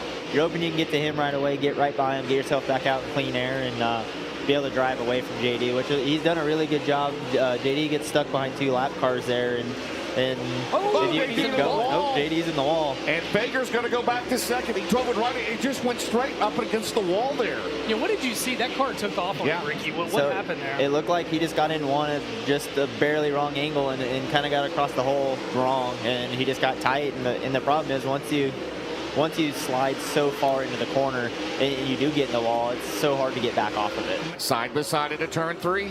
Man, if he bent that spindle, it might be faster on the 49. That would be some Davenport luck here, would it not, Ricky? As Brandon Overton, 11 laps away from 30,000, but he's got Fager, Davenport, and McDowell knocking on the back door. Yeah, Jason Fager, 3-time and reigning Mars champion, in the hunt right there. But right now, Overton pulling away. The Riggs Motorsports 76, 10 more laps to go. And he stretches it out down the main straightaway, guys. I feel like Brandon's doing a really good job here on this restart, putting himself out in clean air. And if you're Overton right now, you're hoping JD and Fager are racing as hard as they can. I feel like JD's actually moved down quite a bit in turn 3 and 4, and has made up a lot of ground. We'll see here in the next few laps if he's able to close in on Overton. Going to the drone shot, so you don't have the leader out there. Oh, look at Fager. And now battle for second. Davenport stumbled in 2. He and Fager, that's exactly what 76 wanted to see.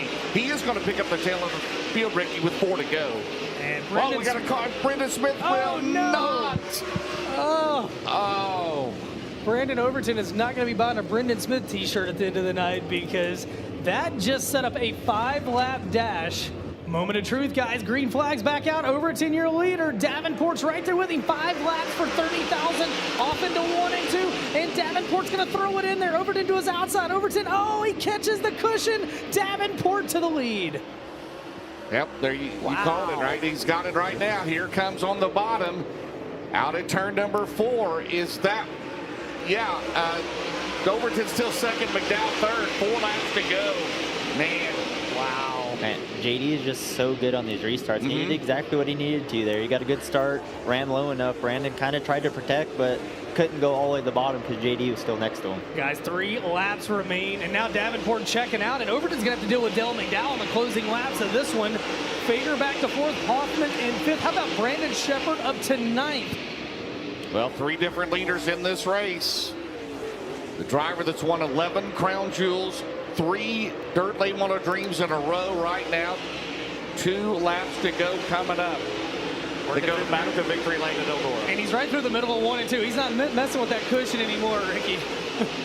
Well, off into turns 3 and 4. Allgaier Performance, 1 to go. White flag in there, a half mile for JD from 30,000. Right now, a battle for second. That's for valuable points right there, Ricky, for second. Well, it looks like Overton's got quite a big body rub there. Hopefully he can hang on for another lap here. Final time off into 3 and 4, guys, for the 11th time in 2026. Jonathan Davenport, a feature winner, 30,000 tonight at Eldora. Second will go to Brandon Overton. Third to Dale McDowell. 4th to Fager. 5th to Hoffman. Then it's Winger, Trey Mills, Blair, Shepard, and Gustin, your top 10 on a. Well, DJ, we talked about today on the Jarrett Rifles race day report that Jonathan Davenport's really good here. He doesn't need luck, and last night he got some luck. He got the win, and, man, once he got out front, Randy Weaver, I mean, is it reasonable to think that he bent something on that race car, and it shouldn't have been that good for that late race restart? Well, once you see that, that's the first time I got to see the whole wreck there in 1 and 2, and me and DJ was talking. You couldn't see it from the infield, but the spindle, you'd think, or toe out or anything would be off on that. But when he come into victory lane, I was back there just trying to eyeball that. And, of course, it's not calibrated, but it didn't look as bad as I thought it was. And I heard JD talking like it was just a matter of he kind of overheated his tires there at one point. And once he got everything cooled back off, it was the same 49. So that was good news for Jonathan Davenport. Good news for racers and fans here. And Tiffany, I don't know if we've got a shot of it. We have Packer trucks on the Speedway. A little blue sky overhead for the time being. Rolling the racetrack in. And Randy, as we look out there, you know far more than we do. Track looks pretty solid as we watch these trucks come out of turn at number 4. We got 7/10 of an inch of rain, and you could have told me that it was 7/1000 of an inch by looking at those Packer trucks, and I would have believed you. It's a really good sign, man. And knock on wood, I think we're in the clear. When we start thinking, when we get in trouble. Okay, but there we go. It does look really good, and like everybody you've heard comment on it, it's really hard. They knew what they was doing. They had it sealed off, packed down. You can see the water laying towards the infield, which that is where the drain system is. So it's a well-oiled machine right now, and hopefully during probably an hour or less, we'll be ready. Well, that's the plan. Once we get going tonight, it's going to be a Bam Bam show. So get your event merchandise. Grab your pizza burgers. Grab your toilet waters from the bar. We're going to step aside. Thanks to marketing partners. We come back. A little bit more from the Race Car Engineering pre-race show. Race Car Engineering, Steve Dorr and the gang. Get their money's worth here tonight at Eldora. We'll be right back. Rocket Chassis, the winningest name in dirt late model racing. From the red clay of the south to the slick tracks up north. When victory is on the line, champions choose Rocket Chassis. Born in 1991 by racers for racers. Rocket has built nearly 6,500 chassis and stacked more wins than anybody in the sport. And don't forget the newest cutting-edge XR2. Razor sharp handle, unmatched speed, and the legendary Rocket Edge. Whether you're chasing Lucas, World of Outlaws glory, or dominating your local bull ring, Rocket delivers the tools to dominate. Rocket Chassis, built to win, driven to victory. Willys Carbon Dyno Shop has been setting the pace for over 40 years by manufacturing championship-winning high-performance carburetors, including the U.S. patent Super Bowl and revolutionary Twin Blade. The Super Bowl delivers instant throttle response, eliminates fuel foaming, and keeps jets perfectly fed, built for gas, methanol, or E85 in both 2-barrel or 4-barrel designs. And the Twin Blade, the most innovative carburetor of our time, tuned for maximum output while protecting your engine. Visit online at WillysCarbs.com. Willys Carbon Dyno Shop. Run one.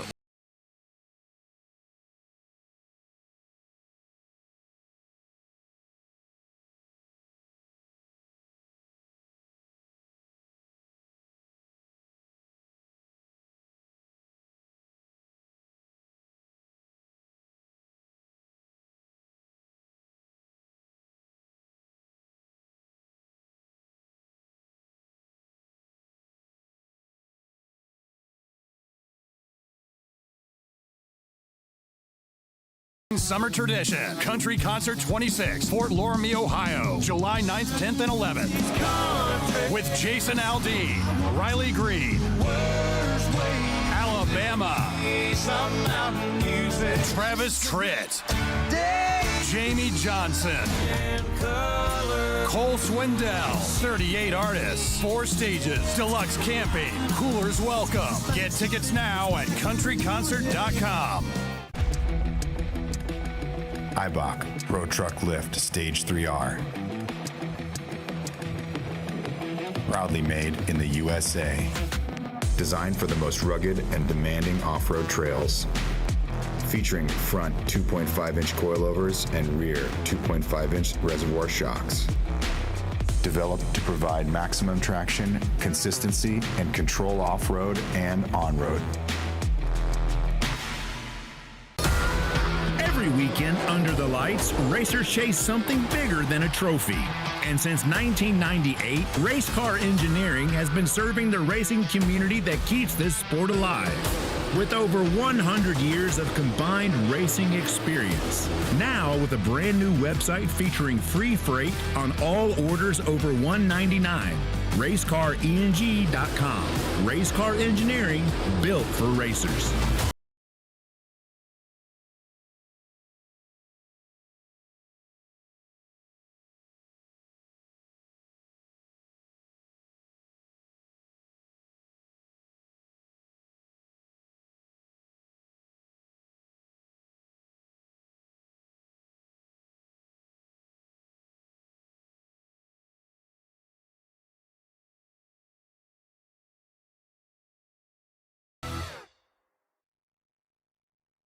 For 4 decades, one name has redefined hunting precision.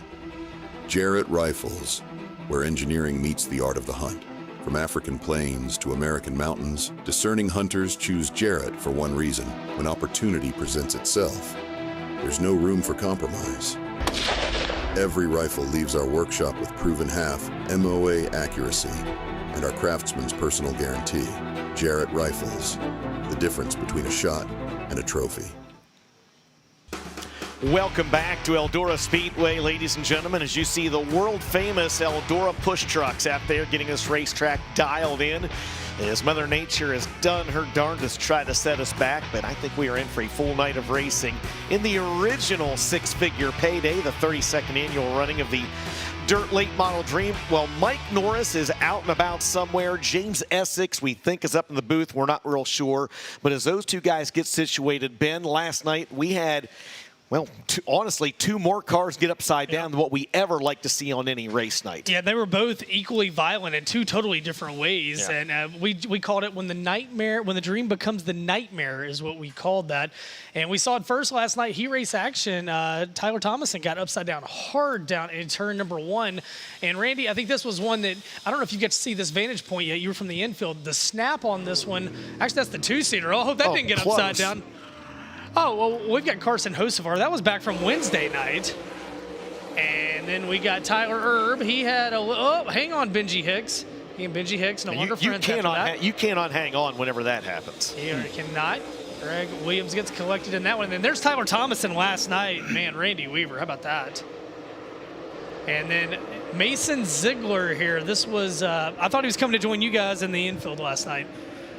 When that car right there, when Sheppy, and of course he had nowhere to go, when that car started rolling, and from our vantage point, Weaver and I, we were standing on the ramp for the victory stage, and actually I told Randy, I said, I thought at one point that car, I didn't think it was going to the stage, Randy, but I definitely thought that car was going to hit the inside wall at the rate it was going. Thankfully, it didn't. Absolutely, and it could have very easily done that. I mean, he was high enough to clear the stage for sure at one point. So, again, we heard Hoffman say he actually hit the inside wall with his left front, and it's the bumper, not really the flop. So the flop, of course, gives, but I've done that at some other racetracks, and you'll just nip it, and it just makes you shoot straight. He's off the gas. I watched the end car with Hoffman, and you can tell he's off the gas, and he's trying to do all he can do, but at that speed, you're just kind of along for the ride, and unfortunately, it collected Ziggy there, and luckily he was okay. Yeah, I did talk to Mason Ziegler today, by the way, guys, to make sure he was okay. He said he is. Said he's fine. No, no concussion-like symptoms, no lingering symptoms or anything like that. Yeah, that was a hard sign. And that's concrete on the bottom of the racetrack, so it might be painted with a little bit of dirt, but it's concrete under it. I'll tell you who else has been concrete today. Mike Norris. He has been around the facility. He did the tour of duty with Ricky Thornton Jr. Mike Norris, I know you went around earlier before the rain today, and you talked to a lot of teams. You've got updates and maybe even a breaking news on one team. Take it away. Yes, update on one team. A lot of people here on the front stretch, and saw Mike Marlar load up. He's going to start fourth in one of the heat races, and he is not he is loaded up, but he is going to race. And I'll have Randy touch on that later. And his crew chief was telling me if one of these race cars get wet, all the bad things that could happen. So we'll have Randy explain some of that. But one driver that did go to a backup car was Jason Jamison, a backup motor, I'm sorry. And Benji Hicks did decide to race tonight. He went to the backup car as well. One thing we did touch on earlier that I wanted to clean up, Vic Hill in the Pierce motor issue earlier, we said Pierce hurt a motor.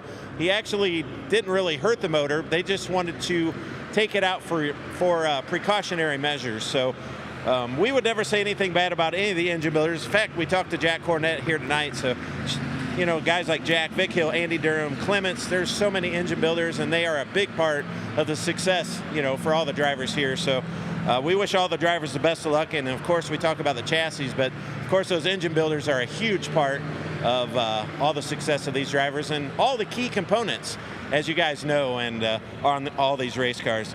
A couple other things, heat races, especially heat race number 2. We talked about that. Of course, Max Blair, Hudson O'Neill, Jonathan Davenport, and RTV, Ricky Thornton Jr. going to be up there for heat race number 2. We'll keep an eye on that. And of course, you guys touched on Trey Mills, 18-year-old. He just turned 18-year-old, going to be on the pole, but alongside is Ethan Dotson. He's going to be hungry for a big win as well. So the winner of that heat, of course, as you know, starts on the pole. And then, of course, Mother Nature. It's actually dropped probably 15 degrees. It actually feels very beautiful out right now. The track, they said, is rolling in. It'll be ready in an hour. That first heat, I think, is going to be a little nerving going out on the track. But, of course, now, back in the day, and Randy, you know more about this, as they would just send the heat 1 right out on the track. But now they get hot laps, so I think they'll be a little bit better. But Randy and the guys will send it back to the booth. But tell us a little bit more, as the rain fell, Marlar loaded up. But what could happen is if maybe one of these cars did get caught out in the rain. All right. Thank you, Mike. And something he did say that made sense there is the first heat race back in the day, you used to just line up at 7 o'clock, pull right out. Didn't matter if it was greasy, wet, wide open, whatever. That's just how you raced on it. So other thing about Mike Marlar loading up, if you guys could actually seen that 7/10 of rain that we had earlier in about 40 minutes or less or whatever, you would load everything you had up. It was blowing the stuff around down here. And what he's talking about is if you don't want to get any electrical wet, damp, you don't want to get any kind of water, of course, around the air filters or anything on the motor. You don't even want to get your seat belts wet. It just makes it very rough on the driver to get in there and try to get them tightened up. Well, peer pressure is the thing, Weaver, is now we got Jerry Davis and Josh Sprouse on their donk, and they've moved the toolbox out of the way. They're moving everything. You got to believe they're going to unload the car now. Yep. So let me ask you this, a few things I'd like your comment on.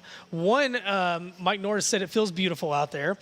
Two, he said Very that beautiful. He Very said beautiful. That, he said you would be able to relate more than anybody. I think he said you're really old and you remember how they used to do it. I'd like to see how your reaction to that as well. Well, way you used to do it and way these young guys are doing it is definitely different. But I don't think I'm hardly that old. I don't but, either. No, not at all. I try awful hard not to act old. How's that? But he does have some valid points on some stuff that's going on down there. And, again, we talked about what does the teams do differently than you normally would when you have weather. One of them things is loading up, unloading, getting stuff put up. Then all of a sudden we're racing, so you got to get everything in order again. So as you're doing that, now we got to start talking about changes, what heat you're in, what different right front spring, shock combinations. You know you got to be you heard some of the drivers talk about free enough to go around the racetrack wide open for 15 laps or whatever. And I'm telling you guys, these race cars, I wish it was as easy as, okay, if it's muddy, you put shock 1 on. If it's slick, shock 2. It's nowhere near that. You've got 2,000 ways to mess it up, and a little water or too much water on dirt can make you chase your whole night. Have you ever not got a car covered up in time? You ever gone in there, man, we didn't get covered, didn't get it loaded up in time, and something's amiss, something's gone wrong, something electrical? We've had electrical problems before, but it's never because we didn't cover it up, because usually most of the time before Chip Stone and Rusty Stone come along, we only had one motor. So if you had to swim out there and cover it up or fight a hailstorm, you done that. But, you know, it's basically these haulers are, everybody's seen them. They're so nice and all that. It'd be like running home in your convertible sports car and parking it outside your garage and letting it rain. So these guys need to put their most prized possessions in there. And, you know, Marlar starts fourth and got a good shot. So he wants to make sure everything's good. Weaver talked to me. We're looking at turn 4 there. Obviously, she's juiced pretty good. If you're looking at this and you're in this first heat, you know that they've obviously got some work to do here, but what kind of adjustments are you making on this race car? Well, this thing is fixing to be lightning fast, and, you know, we was talking about track preps night to night.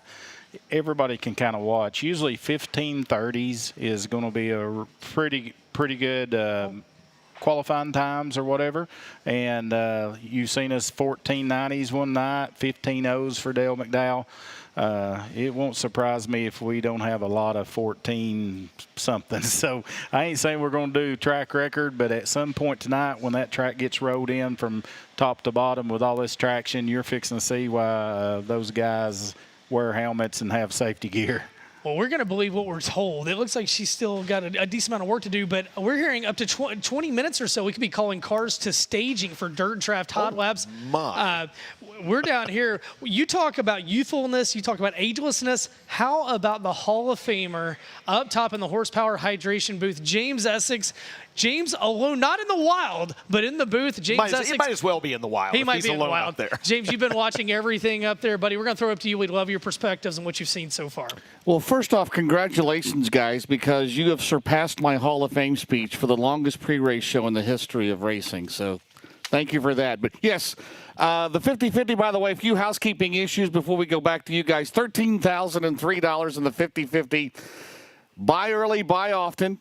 We're going to have a big winner tonight, I got a feeling. If you're watching us here on Flow and you want to buy a 50-50 ticket, go to Eldora5050.com.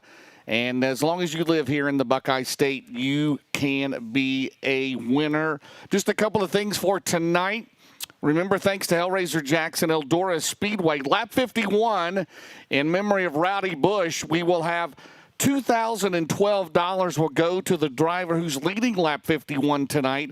Again, courtesy of Chrissy Hensley and Tim Sheets and Levi Jones here at Eldora Speedway in honor of Kyle Busch's win, which was the last prelude to the dream they've had here at Eldora back in 2012 when Kyle Busch won a car driven or owned by Scott Bloomquist. So $2,012, lap 51. The previous two nights, it was Devin Moran led lap 18 on Thursday night, and then last night it was Brandon Overton. Each of those pocketed $900.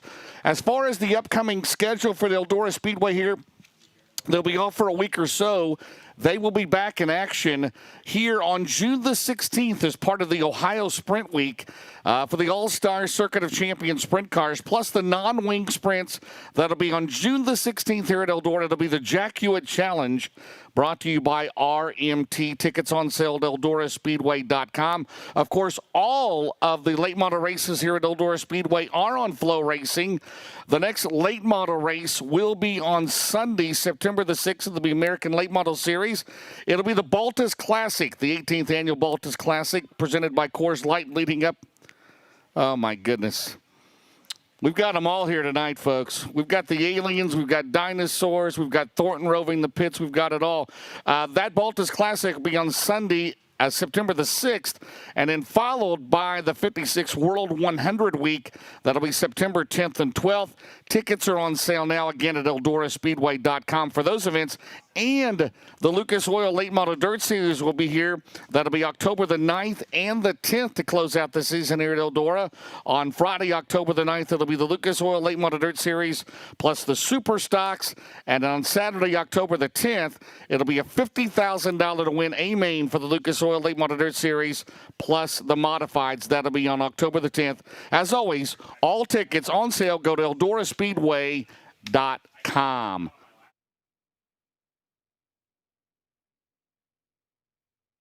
Of course, a lot of racing here on FloRacing. You've got all the USAC races, whether it's the Silver Crown, the National Sprint Cars Midgets, all of the Lucas Oil Late Model Dirt Series races here on FloRacing.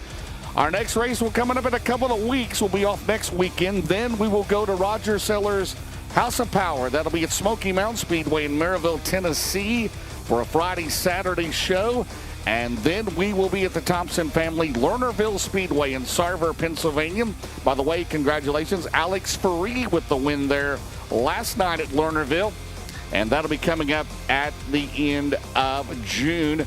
And then we'll be back here in the state of Ohio on 4th of July weekend. On July the 4th, we will be at Atomic Speedway down the road in Chillicothe, Ohio. And then on Saturday night, July the 5th, we will be at Muskingum County Speedway, the Moran place of excellent racing. Of course, they've got the Shale Cup coming up here this weekend. Next week, by the way, which will be live here on Flow on Wednesday night. But the Lucas Oil Series will be there on, that'll be Saturday, July the 5th. For our whole schedule, go to lucasdirt.com.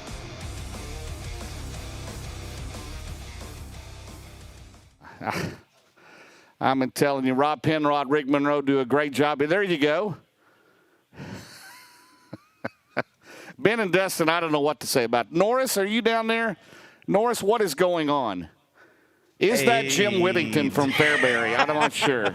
Hey, if he could get a cigarette through that oh my goodness dinosaur sakes. suit. I don't know if that's, yeah, well, James, you can run down and help him out, or there you go. We got a new flag man tonight, or what's going on? But I will give you a quick update on the track. It is, you can see Rob down there in turn number 1. The track is really starting to come in pretty good. So I think when they said at an hour, I think definitely going to be right on pace. You can feel the tension starting to pick up here in the pit area. Guys are starting to scramble around. I'm sure it's not going to be too much longer before cars start getting uncovered. They start getting some engine heat here, and yeah, definitely anticipation building for 6 heats, and of course the 32nd Dirt Late Model Dream.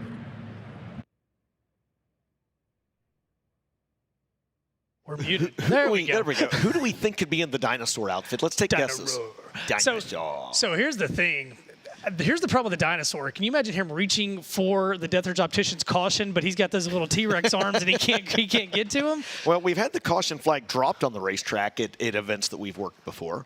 I feel like that could be, man, that's got Chad Stapleton written all over it. Total chaos. Wow. I want you to confront Chad Stapleton and tell him that then. Well, you said earlier that you could take Jason Jameson in a fight. You said that. We've heard it. No, listen, I'm still. I didn't believe it, but I heard it. I'm still fretting. I don't like either of you. I'm still fretting because Davenport said he was going to hurl me off the stage last night. If I was still driving and you wanted to do the complete the full field invert, I would definitely throw you off the stage. Well, you can see them rolling the racetrack in. I tell you what, guys, let's take one final break. When we come back, we'll wrap up the Race Car Engineering pre-race show because you guys got to get up top with the legend, James Essex, and you can't let the T-Rex take you out at the flag stand. Well, I don't know if we can get up top right now. I don't know if the T-Rex is going to get down the flag stand. This might be worth Actually, the this is worth pleasure. it. Oh, no. Oh, boy. Oh, no. Have you seen Jurassic Park? Yeah, what could go wrong here? This was like an HR nightmare. Come right on, here. fans, let's hear it. That's T-Rex. There you go. Come on, T-Rex. Bang a gong on the front straightaway, T-Rex. Oh, my goodness. Hey, they just blew the 10-minute horn cars to staging. Dustin Jarrett, go get your Chevy Trailblazer. Get to staging. I'll get my Prius. Hey, let me tell you, the rental car counter got the joke on me at the Dayton airport. I prepaid for fuel, and then they gave me a Prius. I think I've used 1 gallon in the 5 days I've been here. Hey, and real quick, guys, I just want to add this. There's a lot of crews that are not ready. They just blew the 10-minute horn, and if you've seen things scatter, this is what happened to all the crew guys. So it's going to be scrambling for the next 10 minutes. It's going to be interesting to watch. Well, Norris, does Marlar have a race car unloaded? I think I can see it. It is unloaded. Yes, We're back. We're back. Well, and that's something, too, because to the drivers, this racetrack is nowhere near ready. Yep. But they're going to have to get on it to help get it ready. Yeah. Well, I tell you what, that in mind, then, guys, you've got to head up top. We blew the 10-minute horn. Hey, Race Car Engineering, seriously, Steve Dorr, thank you. A new marketing partner for FloRacing Night in America, a new marketing partner to the Dream. Obviously, been with Lucas Oil Late Model Dirt Streets a long time. Go to racecareng.com and orders over $199. How about some free freight coming your way? So, again, we want to thank Steve Dorr, new marketing partner. Also, Jarrett Rifles. Head up to the ASD Motorsports souvenir trailer. Buy some merchandise. It'll get you entered. It is not Dustin Jarrett. Don't listen to him. They're going to be giving away one of their Jarrett Rifles. You can also go to the ASD Motorsports Facebook page to get entered. We want to thank Jarrett Rifles. They sponsored the Race Day Report all week. Yeah, absolutely. We appreciate having all those folks come on. And Randy, you are going to do something a little different. You're going to come up top with us for Dirt Draft Hot Laps and at least the first 3 or 4 heat races tonight before you step behind the wheel of the 2-seater. Yeah, that might be harder than the T-Rex coming off the flag stand. I'll have to do the heat races and then get down here after the 6th heat race and do the 2-seater ride. And I hope that racetrack's way better by then. Hey, what does Altiers need to do for the 2-seater to get you ready for that one? Because she seems like she could be a little slimy for you. Probably just put a piece of duct tape over my shield. I could probably still do as good as Carson did, which I feel like he done really good because he didn't hit nothing. But that was pretty impressive. Hopefully it won't be that eventful. I think Mike Unger just arrived with our Uber up to the press box. You know you're old when you get a dirt track Uber. I'm with him. Dustin, wrap us up, buddy. Hey, everyone, thank you so much for this extended 2-hour and 15-minute Race Car Engineering pre-race show. The 10-minute horn has sounded. Drivers are starting to make their way to the staging lane, likely to roll this racetrack in for a little bit. We're going to step aside for a set of commercial breaks. That'll allow Weaver and I to get up top. Don't go anywhere. Eventually, we will come back to the 32nd running of the Dirt Late Model Dream here at Eldora.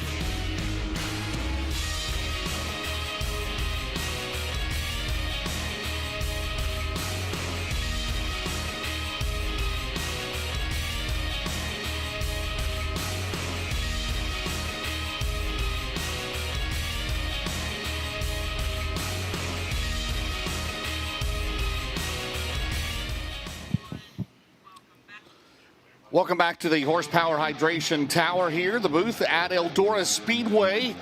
32nd Annual Dirt Late Model Dream about to kick off tonight. And everything looking good right now. 50-50 is $15,226. That is your share. Buy early, buy often tonight. Sold a lot of tickets, obviously, during the rain delay that we had here a while ago. So those at home, you want to buy a 50-50 watching here on FloRacing, go to Eldora5050.com. And you could be a winner here tonight. So over $700,000 up for grabs this week. A brief recap here tonight of what's happened the last 3 nights. Nick Hoffman won the FloRacing Not in America event here on Wednesday night to pay $20,000 to win. Thursday night, Bobby Pierce from 7th won $30,000 in a prelim night for the Dream. And then last night, Jonathan Davenport in a race that had 3 different leaders. Brandon Overton, Jason Fager, and then Jonathan Davenport led the final 5 laps for his win last night, worth $30,000. Now, for those that missed it, the spin of the wheel, it was a 3 invert. So Bobby Pierce and Jonathan Davenport actually tied in points. They got every lap matters on Thursday and Friday from time trials, heat races, B-mains, and the main event. So they ended up in a tie. Bobby Pierce spun the wheel, spun a 3. So Pierce and Davenport are first and second in the points. They are guaranteed a starting spot in the A-main tonight, no matter what they do in a heat race. So if they fail to transfer out of heat race, they don't have to run a B-main. They would start 19th and 20th. Then it would be Brandon Overton, Dale McDowell, Jason Fager, and Devin Moran with the rest of the top 6. And again, there will be provisionals tonight. Now, starting 19th and 20th, it'll be the top pointmen who don't make it out of a heat race.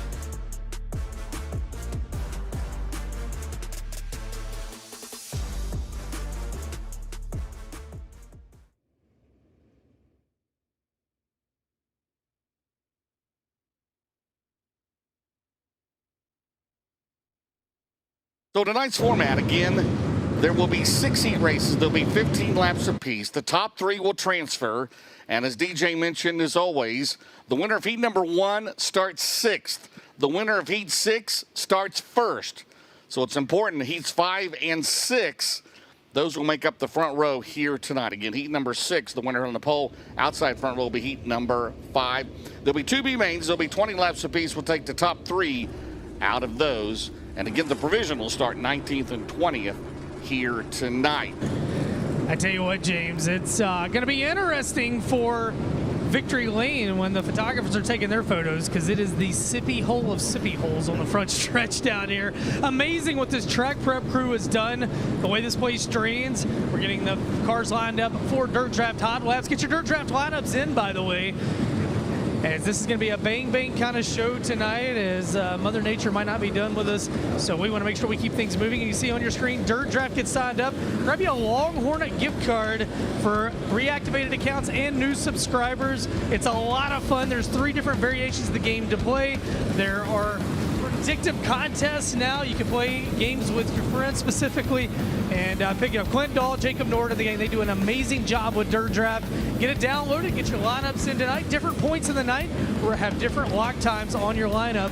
But one thing for sure, it's going to be a hammer-down racetrack tonight at Eldora. As she is really wet. And again, the inside of this racetrack, if you get on the front straightaway, we might just have to put up barricades and leave you the rest of the night, because it is extremely soft as you get down here by the apron. Guess what, Ben? My bodyguards, well, they're keeping G-Van warm around the booth. My bodyguards have arrived tonight. Well, that's good. That makes me feel better for you. That makes me feel better for you. It was a personal escort we had up here. Sometimes you got to wait for the good things in life, guys. The aliens have landed. Well, it gets me because not only is Mike Unger a track welder, he's the track chaplain, and he's the escort for Dustin Jarrett up to the press box.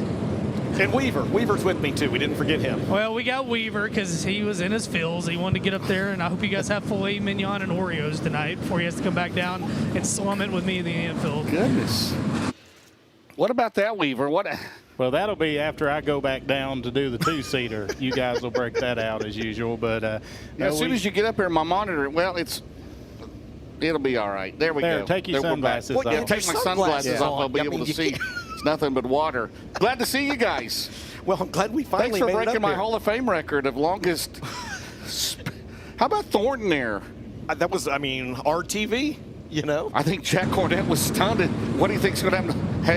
Hey, a lot of work to be done here tonight. Yes, Ben. I was going to say, Eldora Speedway, how about it? Race cars to the Speedway here for the Dirt Late Model Dream. What a beautiful sight, guys. Well, I was up here and you guys were down there, and when it was raining and, well, what do we have, pea-size hail? Could not see across the racetrack at all. It was at least pea-size hail. And we had some faithful fans here on the left side of the flag stand down there. I assume they're married, Randy Weaver. I assume they're married. If they were down there on their ponchos the whole time it was raining, they just let it. Whose ever idea of it to be down there, they might not be married. I think they're from Crossville, Tennessee. I'm not really sure. We might have another Coldplay incident on our hands. Possibly. All right, so the first heat cars are out here on the racetrack. Well, Benji Hicks is back. Benji Hicks is back in the double nickel 55.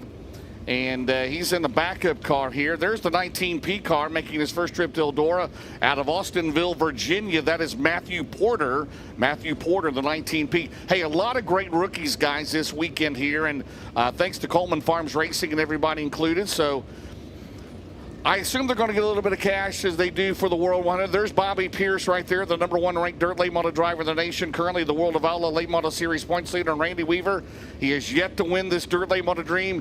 He's been close the last few years. Well, track prep so far is in his favor, so I know they're wanting to get out there and get this road in and get a set of hot laps on it so they can see what's going on. But Randy, one thing, and James, one thing that Randy and I noticed when we did get our golf cart escort up here to the racetrack, Randy, this track is in, quite honestly, a lot better shape than I think you or I ever dreamed that it would be. Yeah, when we went across the track and you look down the middle of the straightaway, which I know it's going to start out and then widen out like it always does, but man, we didn't have any trouble. We was talking about having to get a run and shoot from the front straightaway to get across the track, and that thing looks really, really good. So hats off to Levi and everybody here because they knew what was coming and they was ready for it. We could see it better from up here when it was had that frog strangler guys. Mm-hmm. Is that just what you call it, Carl? Oh, yeah, absolutely. You could not tell the difference between the concrete and the racetrack when it was raining, and it drained so good. I was down there when we had the Flow Night in America a few years ago that got rained out. I mean, there was water in the pit area. It was like the Tennessee River. Yeah, and if you look around the racetrack, you can see all these big drains. And a while ago when it was raining so hard, they said 7/10 of an inch. You couldn't even see the drains, but they was all funneling in the hard as they could go, and that's why now you see dry concrete down in pit road. I think Patrick Davis had to go out and call his state farm agent. He was afraid of the pea-sized hail damage. There's a 71 car current. Lucas Oil Late Model Dirt Series points leader. He is the winningest driver in the country by 1 win now. 13 wins. Bobby Pierce has 12. There is Max Blair. He's going to be on the pole of heat number 2, the 111 car. His return this year to the Lucas Oil Late Model Dirt Series, where he currently stands 6th in the points. There's the 20 TC. That is Tristan Chamberlain. Tristan Chamberlain in the Wayne and Holly Gibson entry car. That is a Longhorn. He hails out of down the road in Richmond, Indiana. And there, guys, is the 380 car, regular on the Hunt, the Front Super Dirt Series. That is Jackson Heiss out of Ocala, Florida. Jackson currently 7th in the points for the Hunt to Fronts. It seems like it's been a year since they've run a race, right? They're in Magnolia this weekend. Hudson O'Neill's still the points leader. Hudson O'Neill is still the points leader. There is Brody Smith, the 17 SR. He comes to us out of Dade City, Florida, in the Big Daddy's Cattle Smith Speed Solution 17 SR. His brother made the show last night. He is also here. There's the 95 car, Alex Vance. Alex Vance, first-time visitor at Eldora Speedway. He is out of Waynesville, North Carolina.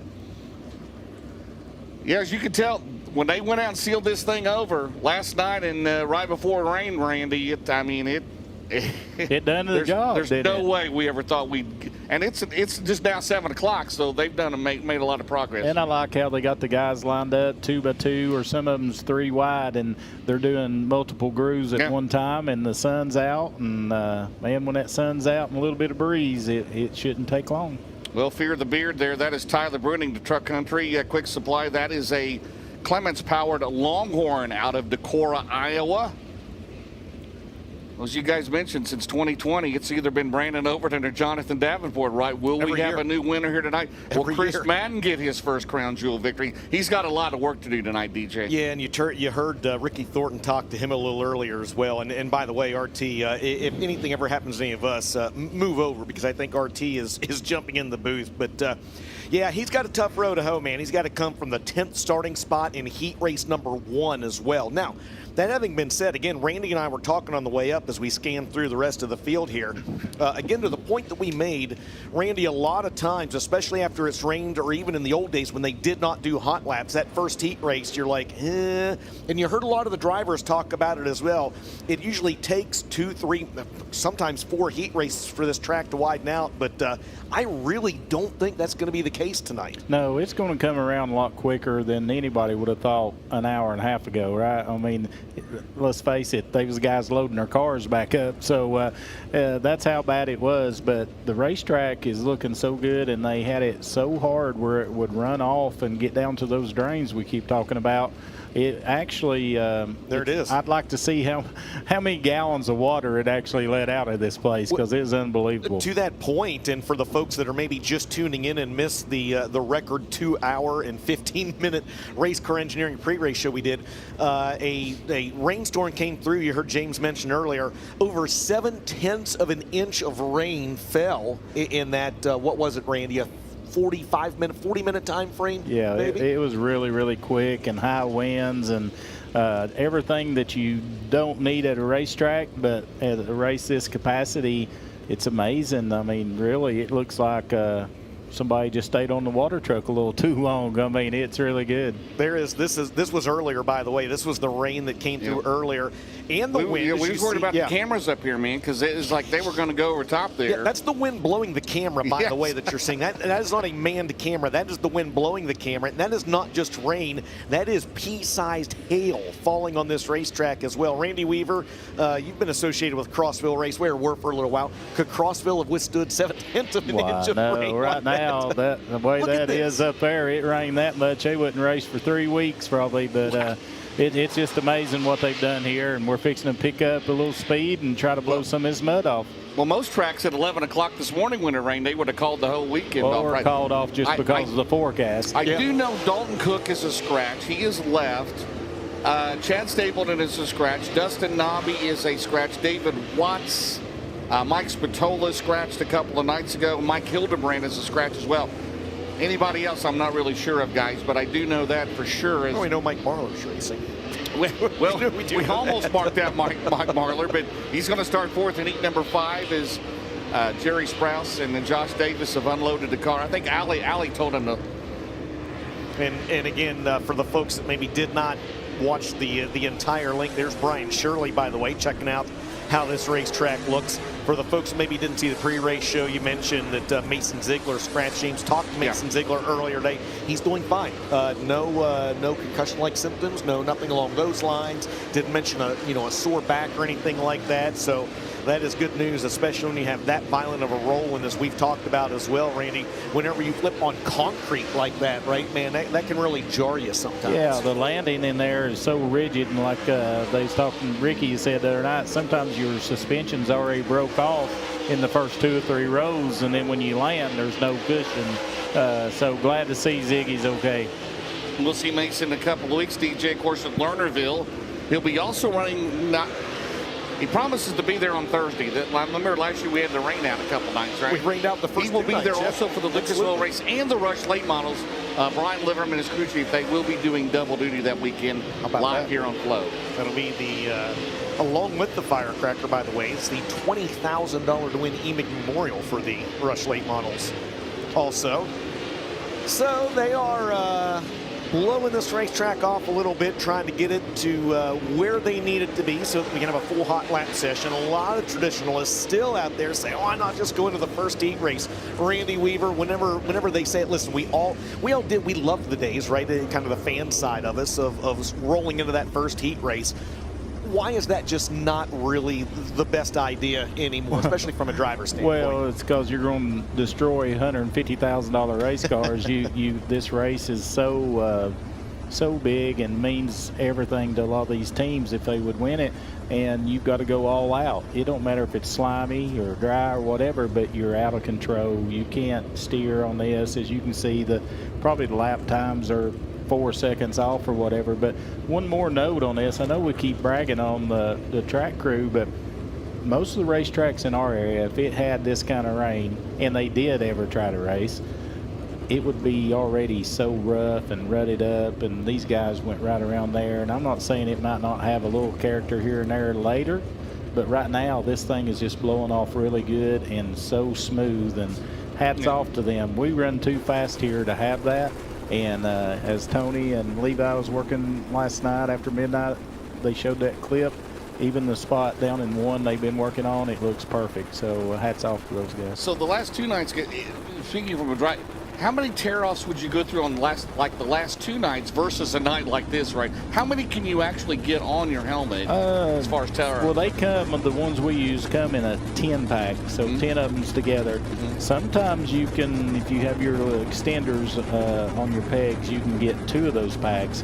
But if I have to go, I'm the guy that won't never even do that. Like, if it's that bad, we'll just take our chances. But a lot of guys have had to do that in certain situations. But I'd say a 10-pack would last you the last 2 nights, really. But and since gloves are mandatory, that's really a problem as well, trying to reach over there and...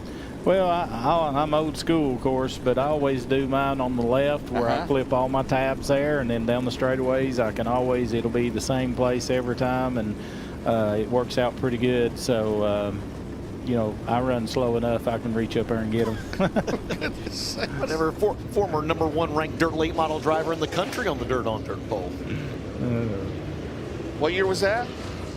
What year was that, Randy? Let's see, that would have been 15. Year? That was Superman's big year. You were ranked in there later than that, weren't you?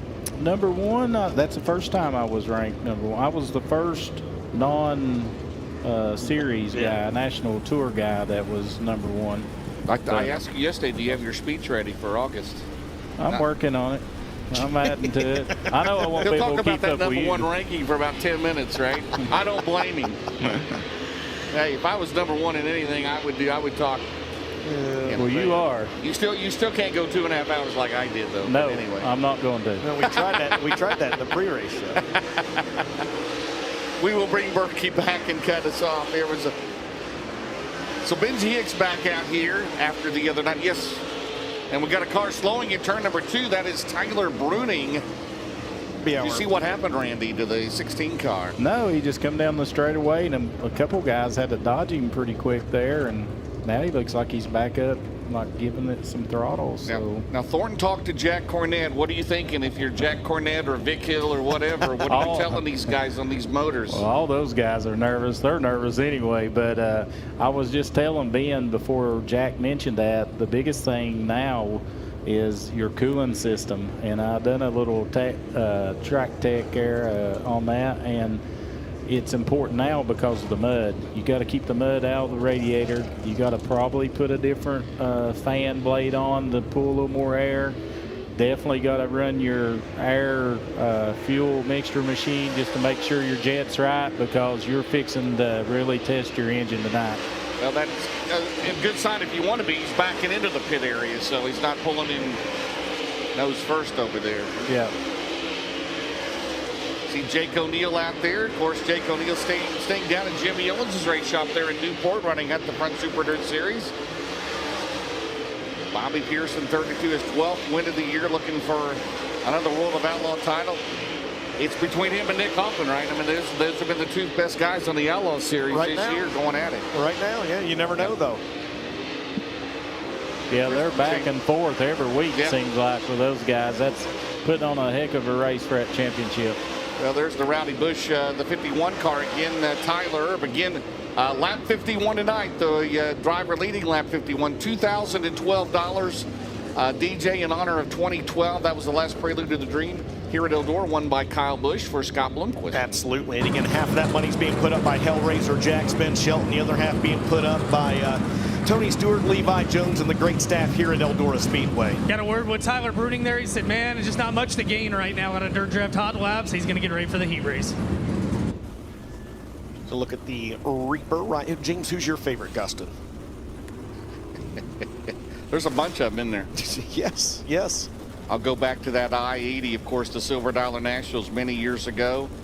And man, he came from the tail to he had, what did he take, a provisional bin, and he got all the way to the lead and got into a lap car that he was lapping and knocked him out of the race. But what a run that was for Ed and Cindy Gresson. Yeah, I think he'd come from like 33rd. It was a run of runs, and I think that's when Ryan Gustin showed up on the list.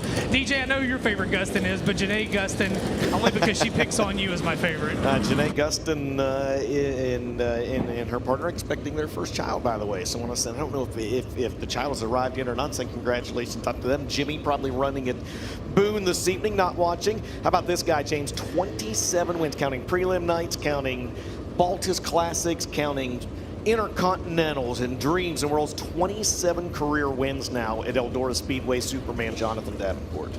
The million, right? The million. So he's, since the million, he's won nearly 2 million. Of course, 2 million for one race, but 11 crown jewel races, Randy Weaver. 11 of them here. Pretty much, if they've had it here, he's won it, ain't he? Yeah. Well, Randy made a good point earlier as well, and not to harp on the fact. I mean, there are drivers that have not raced here 27 times. I mean, there are a lot of significant drivers that have not run 27 A mains. Here at Eldora, and Davenport has won 27, just to talk about the significance of that. People coming into the week are like, Ricky Thornton Jr., what's he done at Eldora? Well, he won the World 100 last year. By the way, the World 100, it paid $72,000 last year. It's going to pay $100,000 to win in September. You realize that, right? Yes, I do. Thank you.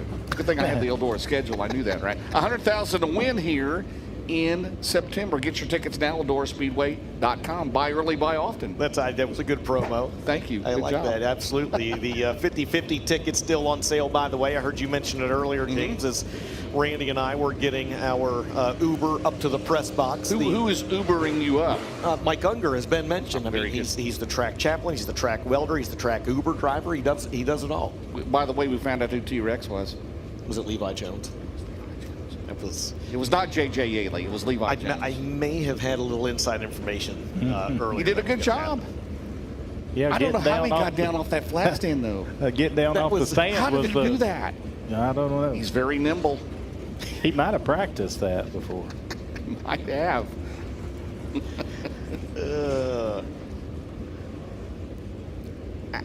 How about the James? How about the Kyle Bronson interview? I see he's at the top of the Dirt Draft leaderboard right now. The Kyle Bronson interview that Ricky Thornton what he did earlier. said, and then the is Overton and Bronson. I mean, them two guys. It's just fun. It's just fun. There's Jackson Ice, the 3D car. We mentioned him. Right now, Kyle Bronson, the fastest here in the French's Mustard hot lap session, 16.690. The Dirt Draft. Oh, is Bobby going to respond to Kyle, or what do we got here? Well, we got talk. We got green flag coming out first, and then I believe Mike Norris has caught up with Bobby Pierce. So we will hear what he has to say just as soon as they finish this Dirt Draft hot lap session, James. Todd Morrow trying to make his first dirt late model dream. A lot of drivers. You saw Alexander a while ago. Dale McDowell, I believe that is probably the record, right, for most consecutive green starts. And I don't want to jinx him. He's not yet in. He's fourth in provisional, though, just in case. Will it be 20 years in a row? 20 years in a row, counting the stream, which was the replacement race, right? Yeah. An average finish in that was 7 point something. Yeah. Of course, the two times we've not had the dream is when we did the Eldora Million the first time, and then when we did the stream, right in 2020, which we introduced this guy right here, Stream Weaver. Mike Norris, you got Bobby Pierce down there.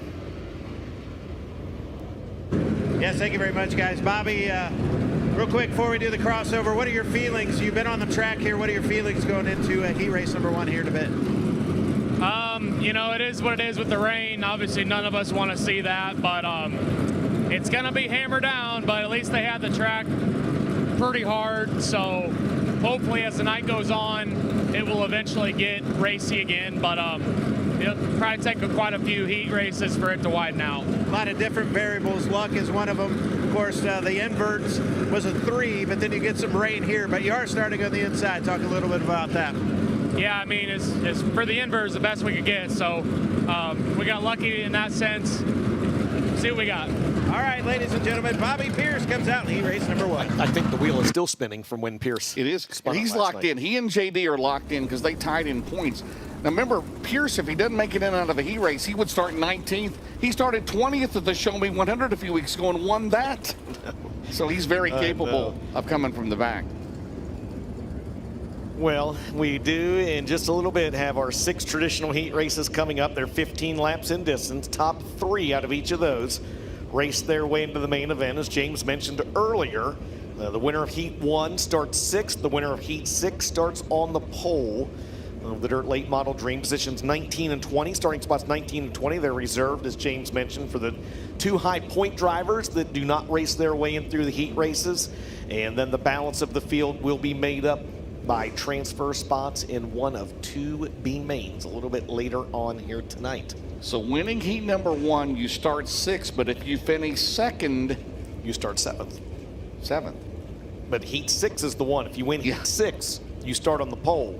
If you finish 2nd in that 6th heat race, you start 12th. You've had that memorized for how many years now? Hey, way too long. The great Terry Baltus is here. Glad to have him, his son Josh, and his nephew down there and below us. And man, always an honor to come here. Man, all the greats, of course, Terry Baltus and the late Rick Eshelman and Brett Emmerich and everybody that sat in this seat. It's just an honor and a pleasure to be here. You and I and Ben and Randy tonight. And man, we miss Rick Eshelman for sure. Terry Baltus said that's where I got my, just listening to him coming up here all those years, and just an honor and a pleasure to always see him. There's Carson Ferguson in the Paler Motorsports. I hope he got his shoes on. His shoes and socks on, right? Well, yeah, he was barefoot. He was barefoot. Trey Mills was barefoot. You can tell the young guys, they like playing around in the rain. All the kids was out barefooted, and RTJ was wondering what is going on, what he missed. Well, he ought to know it. He's got 3 kids, shouldn't he? Yeah, they was already out in the pond. There's Garrett Albertson, the 58 car, Randy. He's going to be on the pole of heat number 3 here later on tonight. In that Roberts Racing, the Romer Machine, Mesilla Valley Transportation, Sunoco Race Fuels cars. There's the 20 car. The McCarter Farms entry, Randy, that's a Masters built for the veteran Jimmy Owens out of Newport, Tennessee. Good to have him back here, former Dirt Late Model Dream and World 100 winner. And it's been kind of a scattershot schedule this year for Jimmy. A scattershot schedule. And that's pretty good explanation of it, but I really would like to see Jimmy do good and be able to make this dream. He's a heck of a racer and a really good guy. He's got the Kohlers helping him out there, Capital Waste on the side of that car. There's the 76. I mean, that is heartbreak last night, wasn't it, for the Budweiser 76 of Brandon Overton. He led the most laps here last night, 29 of them. Got the $900 bonus courtesy of Chrissy Inslee and Tim Sheets from Hellraiser Jacks, but he wanted that $30,000 payday, Randy Weaver. Absolutely, and like we talked, he's got his speed back, and he's just trying to have a little good luck maybe tonight, and you never know. He knows how to win these races. Now, no doubt about it, he won 2 in 1 year, right, guys? Yeah. What, 2021 was that? Yeah, it was a year after COVID. Yeah, and then he won a year after that, so he and Davenport, they won all of them since 2020. There's Nick Hoffman, a 6-figure payday last week in Mansfield in that Ty Touring number 9. He's one of the pre-race favorites here. He was on the podium for both the Dream and the World a year ago. There's Zach Mitchell, currently second in the front Super Dirt Series out of Henry, South Carolina in 57. Coming around, Randy, what do you see? The sun is still out, and that really helps. This racetrack is really, really good. I'm telling you, it's fixing to be fast. Probably faster than it's been all week. McDowell wants it blowing dust on the bottom here in about an hour or so, right? Absolutely. And who knows if they have to put water on this thing, I mean, I would not be shocked. No, they'll probably have to do track prep if that sun stays out. They keep on top of it here. Rob Flatfoot, there's the 17W car, the oldest driver here, 65 years old. Good to see Greg Williams back out of Hopstock, Indiana. Jeffrey Erickson, he was pretty fast last night. First trip to Eldora. Rookie driver trying to get in his first green. And there's the magic man, Mark Whitener. You know, he's not going to back out of it out there. He's No, he's him and gonna put on Bronson, 50 tear off. him and Bronson's already from the same group. They're not letting off. There's KC Burnett, by the way. Oh, yeah. He's got a modified win under his belt here at Eldora in the past, behind the wheel of that Cody Summer, number 13. And how about Zach Mitchell going to the top of the Dirt Draft leaderboard with a 15.426, and there is the Australian driver Joe Chalmers, who literally just made the trip over, I believe, in that Roth Cattle Company number 23. Randy, did you ever race in Australia? No, actually, we was going to go one time, and I forget what happened. But we already had a lot of things in order to go down there and have a big time, and it all got changed on us, and never did have an opportunity to go back. But so you got to load everything on a ship, right? I mean, that's how they do it, right? A cargo ship or whatever it is. Well, we was going to be down there with Craig Vosbergen and stuff. Yeah. And see, when Craig come to our racetrack in Crossville, we worked on his car at our shop, and that was his only win over here. He went out there and won, might have been a Ray Cook race. I can't remember. It was a bigger race, and he won, and I'll never forget. They were so excited. They said, just come to the trailer, and it's free shirts, free everything. They were so excited. All the crowd was behind them, and a good group of people. Yeah, his one win stateside was with Southern Nationals right there at Crossville. So look at that, Randy Weaver, insider information. 2016, Weave. 2016. We know what website, Weaver. Hey, that's been a minute. RandyWeaver.com. Do you still have a website, or Cameron's got his? Cameron's got it, yeah. Cameron's got yours, or he's got his own? Well, Cameron's going to end up with everything, so he's got it all. Who's paying the monthly bill on that? Is that? There ain't but one guy that pays. There's Ashton. His dad, Gary, of course, been around a long time working on cars, and Ashton Winger right there, the 12 car. He's been good all week out of Hampton, Georgia, in that Jeff Matthews Racing 12 car. Winger was low-key really good last night, you know. Yeah. Randy, you and I, we were kind of noticing that down there as we were watching down there from the Eldora Victory Stage last night. Kind of at the same time, you and I looked at each other. We both pointed at Ashton Winger. Yeah, and he's that guy that you just have to get your race car right, and everybody knows he's not afraid to mash the gas, and he had a really good night, and one of those guys that needs a good night, you know, going into trying to make the dream. So, and back to our racetrack, if you look at our track times, we're already kind of back where we're at. Usually 15:30s, and we're at 15:40s now. Hey, Randy, I'm down here in turns 3 and 4. As I entered turn 4, I saw Dale kind of blocking the sun. Is that a factor here as well? Absolutely. Anytime you have to worry about blocking the sun or doing anything right now, the way we got started a little late, most of the time those guys will run a couple of strips of tape on their window bars, and I say Dale would probably do that now, depending on when he goes out. But this definitely ain't a place you want to be blinded by the sun going off in the corner.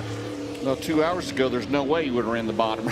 He would have Ain't been no in way a you'd swimming have sun pool. in your eyes. A hovercraft. Well, another thing we talked about the other night is about how they moved 100 truckloads of dirt around this racetrack. You notice, and you can see it from up here the other night, that hump where they come across the track, the haulers and everything, that's practically gone, isn't it, Randy? Absolutely, and we hit on that a little bit, and Levi said it was 100 to 150 loads, and you could actually see how much taller the wall is in certain places. And, man, they just never quit making this place better. That's what you got to do. You got to be on top of it. I remember Robert Smalley. Remember Robert Smalley ran into here. He said, if you're on the ball as a promoter, it takes 10 years off your life. I hate to say that, but it's the truth, right? Absolutely. That's why you and I have gray. Well, we got white, gray hair, whatever. Yeah, at least we got some hair. You got more than I do. Well, speaking of hair, Big Perm right now is going to the top of the chart in the dirt. And look at the time there, 15:142, and what's the track record? Is it 14? 14:70. I got it. Is it still Ferguson? I feel like we're going to be in the 14. Yeah, Sheppy. I got it. Give me a second. Yeah. Brandon's got it back from October 12, 2018, 14.761. Randy, have you ever held a track record anywhere? Yeah, believe it or not, I still hold a couple, but of course the racetrack's closed, so that keeps me locked in. No, I actually hold one at Golden Mountain there in Sparta. They reopened. And I looked at that list. Cameron went to run a race, and one of the guys that bought it come down, and they found a list where I set the track record, and these people like Greg Johnson there. Yeah. Of course, Mark Martin and a bunch of good guys. Did you ever run Scenic? I did run Scenic, and that was a different racetrack, but really big, and that's the first time I ever seen Mikey Marlar. Mikey Marlar, right across the state line there. We had a Battle of the Bluegrass race there one night, and we had a little incident between Anthony White and Doug Smith. I won't believe that. You know Anthony White. You remember Doug Smith, Richard Smith's brother. I mean, this guy's like, He's big. But yeah, Anthony run around in that area, and that's one thing I think I told somebody. I went to, might have been up here, we went to a 10,000 win race at Big South Fork Speedway, which my buddy Tony Jeffers has that up and running now. And I ran second to Anthony, and it was 10,000 to win, and it was 500 for second. And we knew that going in. We knew it going in. You know when your nickname's Dirty White Boy that... Well, and Anthony and them actually done the DWB chassis for a while, you know, and they was pretty successful. But I think he's running crate. Is he running crate? Yeah. Is his son racing? Yes, his son. They call him brother. He's a little Anthony, and he's of course not little, but he wins a lot of races. He runs really good. I think he runs Dad a lot at Wartburg now. So. These kids sometimes, they just don't have any respect. They just pick on their dads. DJ and I were talking about Joe Arms a few weeks ago. He's got 2 wins in the Lucas Oil. Ricky Arms. Yeah, Ricky Arms. Remember that? The 4 car. Yeah, he's got 2 wins in the Lucas Oil Series. And Jason Durham was his crew chief. There you go. Oh, my. Yeah, when he won that. Did not know that. How about that? I tell you, Randy, this is Dalton Wilson right now, 15.142. There's Michael Leach in the 09 car, the Paul Leach Lowenbro chassis entry. Dust Ponds, Willow Ranch. He's got her out. The Blue Horn, right? 157. Mikey Marlar, the Cannonball Salvage Delk Equipment, 157. There's the guy that's going to be a threat, right? I mean, he's going to look for his second dream here tonight. The Valvoline Swiber Calf Ranch's entry. Second in the Lucas Oil Points. That is Brandon Shepard in the Mark Richards Racing #1. And Randy, I thought it was interesting. We heard when Ricky Thornton Jr. was on RTV earlier when he was interviewing folks in the pit area. He talked to Mark Richards, and Mark said that car was actually a lot better Wednesday night when it got super slick, and was maybe a little concerned about how it might handle here this evening. Yeah, and that's what you do most of the time. You try to get your balance, you know, to race in the slick wherever you go, because let's face it, it takes a lot of people out of the equation when it's real slick, because they can't get their car as good or drive as good in that, however you want to put it. But now those guys have really got their car good here in the last month, and then they come here and it rains 7/10 of an inch of rain in 40 minutes. So, but those guys will be there. It's just a given. But he really had a good race car last night before that happened. And if you remember, RTJ, you picked him to win. So. Yeah. Well, 20 years from now, when people are talking about this night, if it turns, and I hope it turns out to be 3 wide at the finish line, it goes, oh man, what about that 10 inches of rain they had in an hour at Eldora that one time? And Oh, yeah. How about McDowell third right now, guys? Quickest overall, 15.250. Yeah, I got tickled. He said he's going to have to find that 25-year-old guy, but he didn't know if he could find him. But here's the thing, Dale is so good, and he's got that in his arsenal. He just has to reach and get it sometimes. So you need to pull out that Larry Shaw car. He needs to pull that one out, doesn't he? Kyle Strickler right now second at 15.226. Sam Seawright, who's going to be on the pole of heat #4 in the Coleman Farms car. There you see the 12P. That'll be Ryan Payne out of Pennsboro, West Virginia. Good to see Chase Phonapple back, DJ Canal, Winchester, Ohio, with us here this weekend. The recently married Chase Phonapple, by the way. There you go. That is Brody Smith there, the 17 SR out of Dade City, Florida. The Delta Equipment again, 157, the Blue Horn. Mikey Marler right now, still Dalton Wilson, Fager, Michael Leach up to 6th right now. Michael Leach in his heat race. Let's see, I think he starts, row 3 in one of these heat races. Yeah, he does in heat number 5. The guys you talked about in the pre-race show, this heat number 2 with Blair, O'Neill, Davenport, Thornton, McCready. Oh, my. Well, Jason Fager just went second last night, wasn't he? Yeah, 15-1-4-8. That team's found something, Randy Weaver. That team is running really good here this weekend. Yeah, they are, and they've been running good the last month and a half, seems like. And when you got it going your way, you can't mess it up. When you can't get it going, you can't get it right. So I think it's the Hawaiian shirts. Yeah, I think they looked good down there last night. They did. I mean, at least How you knew. Nicky looked, my goodness. You knew who they was with. Weaver, I hope you show up to the World 100 in a Hawaiian shirt. I will. James will. You never know. Yeah. Hey, the way things have been going with AI the last few days, Yeah. I'm not sure what we're going to show up I'd be in. glad if I had a Hawaiian shirt on. There's Kyle Strickler. There's the horsepower hydration 10 car. A sweep of the Northern All-Stars last weekend in Bloomington and Brownstown. Joseph Joyner out of Milton, Florida. He is currently 3rd in the Hunt to Front Super Dirt Series. And they're back in action in Magnolia next weekend. A lot of racing coming up. Again, our next race here on Flow at Eldora Speedway will be the Baltus Classic, right? Yeah, coming up here Labor Day weekend, and then we'll have the World 100 and the Lucas Oil Late Model Dirt Series back in October 9th and 10th, $50,000 to win.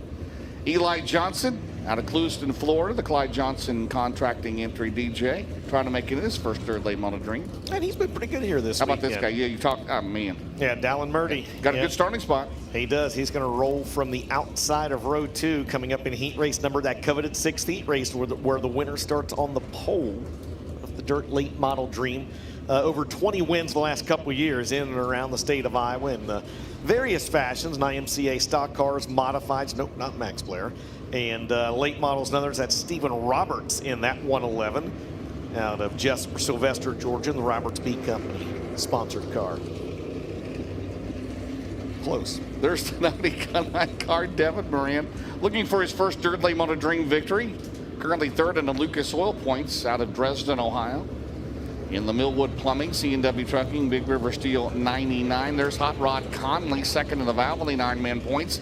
In the Conley River Terminal 71R. And again, all the drivers that you see on the track here, they've come out by heat race, right? So this is, as we mentioned, this is heat race number 6, where the winner starts on the pole and the driver that finishes 2nd starts 12th. How about Trey Mills, by the way? That quarter panel was bare when he got here this week.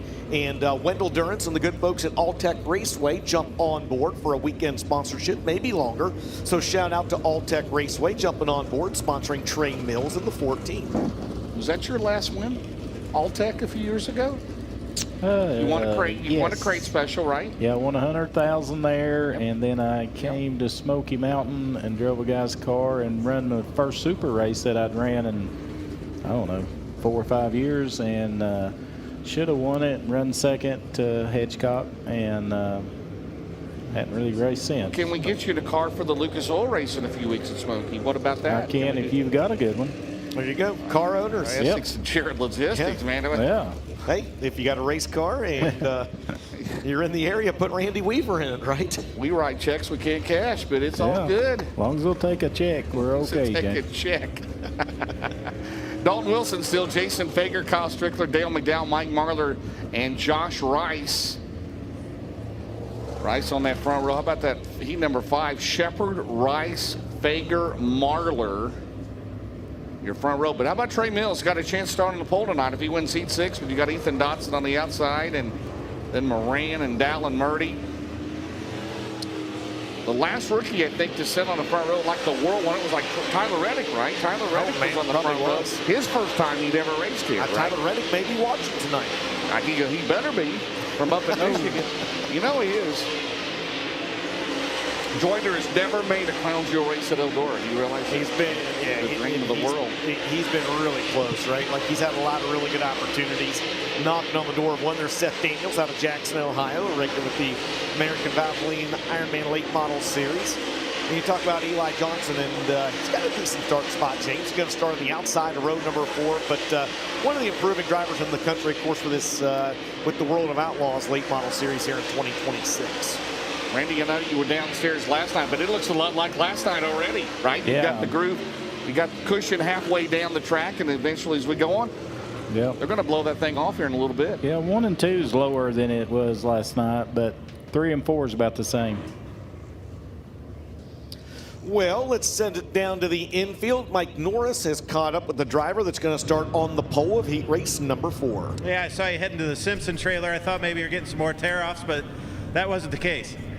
No, I went down there to get a new shield for my helmet. The rocks had kind of dinged my other one up a little bit, and I figured I need to be able to see where I'm going here in a little bit. But no, I think our car's pretty good. Maybe it'll widen out a little bit, and it's a little slimy right now, but it's pretty impressive that they were able to get it back ready this quick after all that rain earlier. But hopefully we'll have a good night. Your nerves going into Heat 4 here, knowing that you could start the Dirt Late Model Dream up front, considering the weekend, the way the weekend started. Yeah, I'm excited. I really don't get nervous anymore. I kind of get a little antsy. I'm ready to get out there and get going, but I feel like if I just get out front and hit my marks, we'll be fine. Well, Sam Seawright going to roll from the pole in heat race number 4. Well, at this time, race fans, we're going to step aside as they continue to work on the track. You can hear the 10-minute horn. When we come back, we'll get into opening ceremonies. The 32nd Dirt Late Model Dream here at Eldora Speedway. You're watching live on Flow.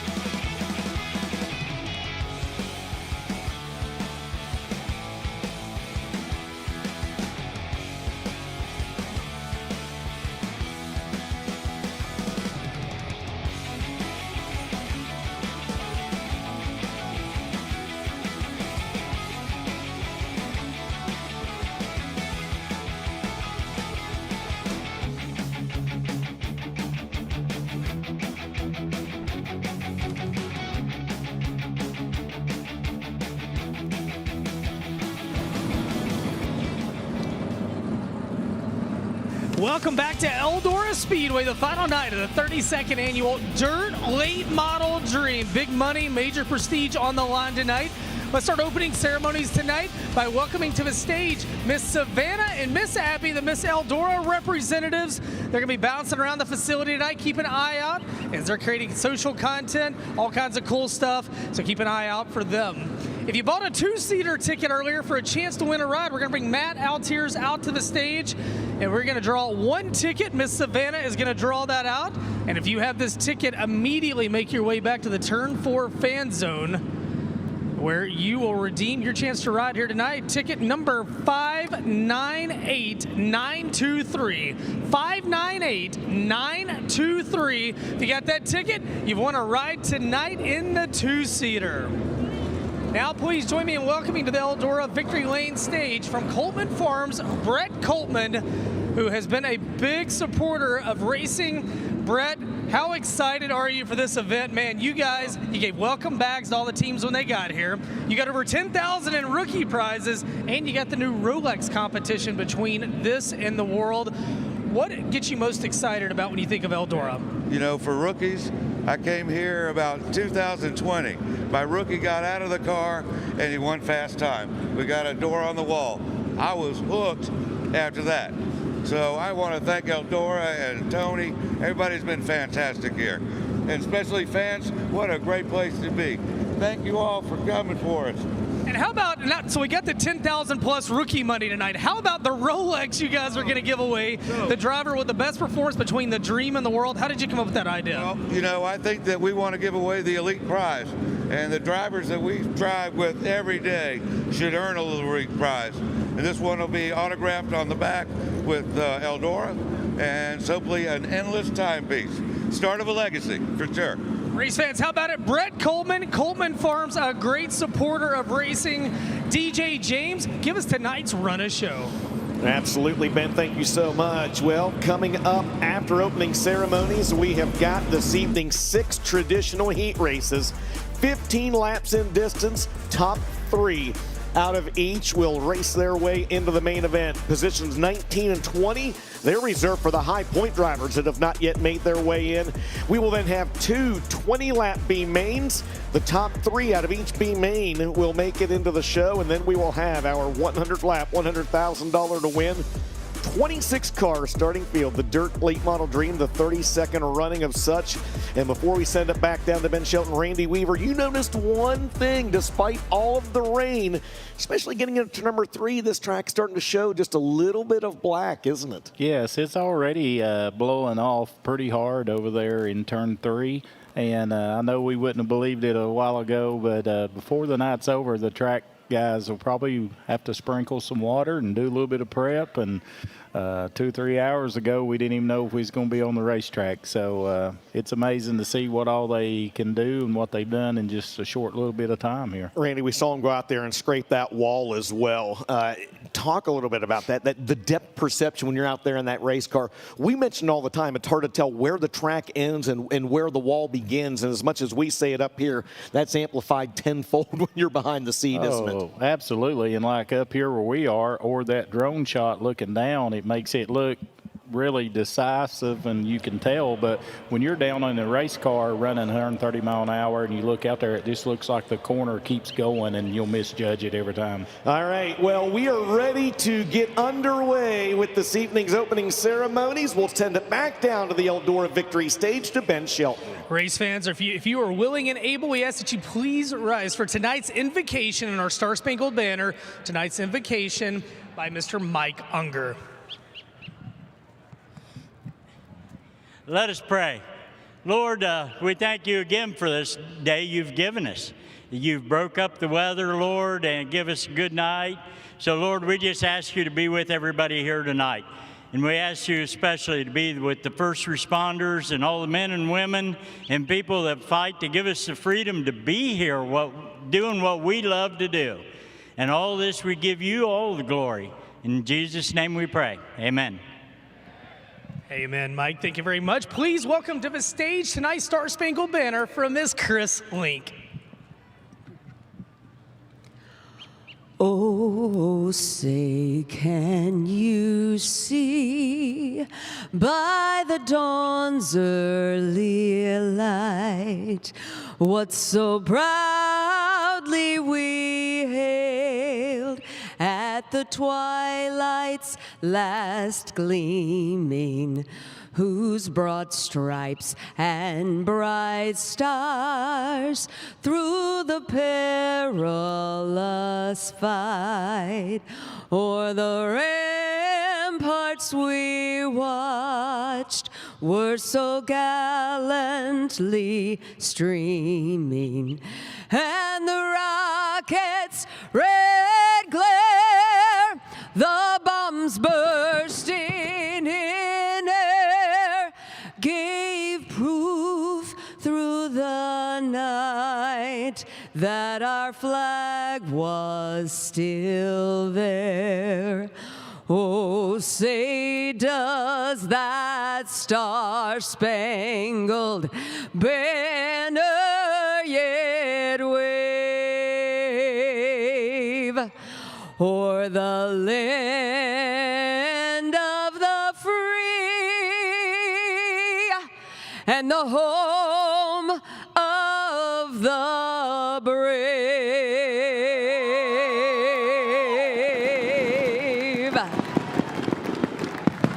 How about it for Miss Chris Link doing a great job? Race fans, we're not going to waste any time tonight. It is time to race. One question, Eldora Speedway, are you ready to race tonight? TJ James, they've been patient, but they're not patient anymore, guys. It's time to get Heat 1 to the Speedway. We're ready to roll We're ready as well. Weaver's got his Dr. Pepper. We're ready to go. All right, ladies and gentlemen, Ibach Springs Heat Race number 1. They are vying for starting spots 6, 7, and 13. 15 laps is the distance, and the starting lineup looks like this. It'll be Chris Ferguson. He's on the pole in the Stinger car. He comes to us out of Mount Holly, North Carolina. And on the outside of the tribute to Rowdy in the 51 car. Out in New Waverly, Texas, it's Uncle T, Tyler Erb. Row 2 on the inside out of Oakwood, Illinois in the 32. Looking to win the Dirt Late Model Dream for the first time. It's the smooth operator, Bobby Pearson, on his outside. Out of Brandon, Florida, the 40B is Kyle Bronson. Row number 3 will be the youngster. It'll be Tristan Chamberlain in the Gibson Motorsports 20 TCs out of Richmond, Indiana. And on the outside is Jake O'Neill. He's out of Tucson, Arizona in 0. We move back to row number 3 on the inside. Scheduled to be the 25Z of Mason Ziegler. We know he is scratched on the outside out of Urbana, Missouri. In the 8th, that is Dylan McCowan. It's the People's Champ, Freddie Carpenter, the C4 out of Parkersburg, West Virginia. And keep an eye on that black 44 car, that Infinity by Wells. It'll be Chris Smokey Madden out of Great Court, South Carolina in 44. The Slim Reaper, Brody Smith, on the inside of row 6 out of Dade City, Florida. He's in the 17 SR, and on his outside, Fear the Beard out of Decorah, Iowa, the 16. That is Tyler Bruning. Then the youngster, his first full year in a super late model, 21 wins in a limited a year ago out of Port Royal, Pennsylvania. The Bruce Kane Racing entry is Lane Snook, another Eldora rookie out of Austinville, Virginia, the 19P. Is Matthew Porter, and going to a backup car, the double nickel, Benji Hicks out of Mount Airy, North Carolina. Again, 15 laps the distance. Winner starts 6th in the Dirt Late Model Dream. Randy Weaver, if you are in this one, knowing the rain that fell earlier, what is the pucker factor like behind the wheel of the 116? Well, from 0 to 10, it's probably 12 or 13, but I'm telling you, this heat race is going to be really fast, and the guys has fought so far this week of having a good balanced race car that has some traction. Now they've all tried to kill some traction and make sure they can rotate. We heard Strickler and them guys talking about just holding it wide open for the whole heat. So you got to have a really good race car that'll turn doing that at these speeds. How hard is it, man, to go out there knowing, I mean, obviously you want to win or you want to transfer in, but also knowing that you might not have a car good enough and you just have to balance maybe getting a good starting spot at a B-main? Well, and you have to pick your battle for sure early like this, but this first 2 or 3 laps, that's when you're going to make your time up or not, and then it might play out. But like at 32, and then you got the killer on the outside of him. I mean, they don't know nothing but all the way to the radiator, so they're going to hold it down. And it's going to be exciting. Turbo ain't been bad, and Ferguson's always good here, so it's a pretty good heat race. Pierce and Turbo had a good race. A reminder that Pierce and Davenport coming into this night tonight tied in points, so both of them are locked in. So if Pierce and Davenport don't make it out of the heat, they would start 19th and 20th, but they want to start 6th. Will the winner of this one, DJ, as we head at a turn 4 on a Saturday night at Eldora. Let's go. 15 laps the distance. Winner starts 6th. A little contact at the start, and we are green flag racing at Eldora. Who would have thought it? Wow. Yeah, no way. A couple hours ago, no way. Chris Ferguson in his father Brian Conrad's 22 car. Tyler runs in 2nd. Kyle Bronson is 3rd, Randy. Here comes Pierce looking at the bottom, but not bad at all for a first heat after a lot of rain here in a short period of time. No, this racetrack's super fast, but it's widened out already more than we thought, and it's just going to be hard to pass guys. They're all so equal when it's wide open. Yeah, down the back straightaway, out in front is Chris Ferguson by about 4 car lengths over Tyler Erb. 3rd remains Kyle Bronson. Remember, if Pierce does not transfer, he does not have to run a B main. That's been Eldora rules for quite some time now. And right now he's in the 4th spot with a left rear crinkle quarter panel, and he pushed badly in turn 2 that time, Randy. Yeah, well, you just get in there behind him, guys. We got trouble off turn 2 here. Going to be Brody Smith and Lane Snook, a couple of youngsters coming together, a couple of teenagers coming together over there in turn number 2, and that will draw the Dethridge Opticians caution flag. 3 laps are in the books, 12 laps remaining, and here is the MD3 Racing Products replay. Randy, what happens here? Oh, looks like the 17 just picked up a push, and the 15 was trying to get turned to his outside. Just one of them deals. He's trying to stay below that little cushion because that's what makes you so tight or push. And that's what we keep talking about. We'll keep scooting up and getting wider as we go. But in this first heat, it has not moved hardly any. So again, for those of you watching at home, we'll get the live timing up at the top of the screen here momentarily. 3 laps are scored, so 3 in the books, 12 remain. Right now, it's Chris Ferguson, Tyler Erb, Kyle Bronson, your 3 transfer cars. Bobby Pierce, 1 spot out of a transfer right now. He runs in 4th. And Tucson, Arizona's Jake O'Neill currently sits in 5th. And it's Tristan Chamberlain 6th, Freddie Carpenter 7th, Chris Madden's back in 8th, Dylan McCowan 9th, and Tyler Bruning right now rounds out the top 10. Behind the whistle stop pace truck and the Sure Shot, right? You got to get Sure Shot Tap House, that's right. There you go. All right, Chris Ferguson has led from the start of this race on the double file restart. A tradition, of course, at Eldora. That's all the way through, Randy. He races B mains and A main all the way through, and we never have a 1 to go either because it's always going to be a green, white. It's going to be 2 to go whenever we get to that point. So right now, Ferguson looking good. Biggest win of his career. He's got 2 $50,000 victories, 1 at Bristol, and then, of course, he won the Show Me 100 a few years ago, DJ. But 100,000 a night. Trying to make this race for the 7th time in his career, 3rd back in 2021. He gets the opportunity to start the race in the middle of turns 3 and 4. Green flags out, and we're back underway. They fired that apex down there, that light pole. Ferguson still has it out of 2. Now Pierce has climbed to 3rd. Bronson gets back around Jake O'Neill into turn 3. So Bobby Pierce right now in 3rd, started 3rd as we head down the main straightaway. Ferguson looking good right now. And that pass, huge for Bobby Pierce, because as it stands right now, Bobby Pierce just went from starting 19th in the Dream to, if this race ended right now, he would start 13th. Yeah, it was a big shot in arm for him, but Bronson didn't get a good start and dropped back to about 5th and then got a good run off of 2, but I'm telling you, them double file restarts here changes the game, and we all have seen how critical restarts are. And remember, what is it, DJ? 4 through what? 9? 4 transfer to a B main. The rest are done for the night, right? 4 through 11. Yes. 4 through 11. Right now, Madden, as in the pre-race, his interview with Thornton, was just to try to get to a B main, and right now he runs in what, 6th in the 44 car. Correct, yeah. He's moved up a few spots. He was 10th in the original starting lineup in this one. I think 9th by the time they took the green flag and Mason Ziegler dropped out. But Madden, kind of like we talked, just trying to maybe get a few positions higher, James, get himself in a little better starting spot potentially in one of those 2 last chance B mains a little bit later on. Chris Ferguson again, a limited schedule again this year, but he was good at the Show Me 100 at Wheatland. There's batting into 44, the Infinity by Wells. David and Eric Wells right there trying to catch O'Neill for a higher starting spot in that first B main. Again, those will be 20 laps. There'll be 2 of them top 3.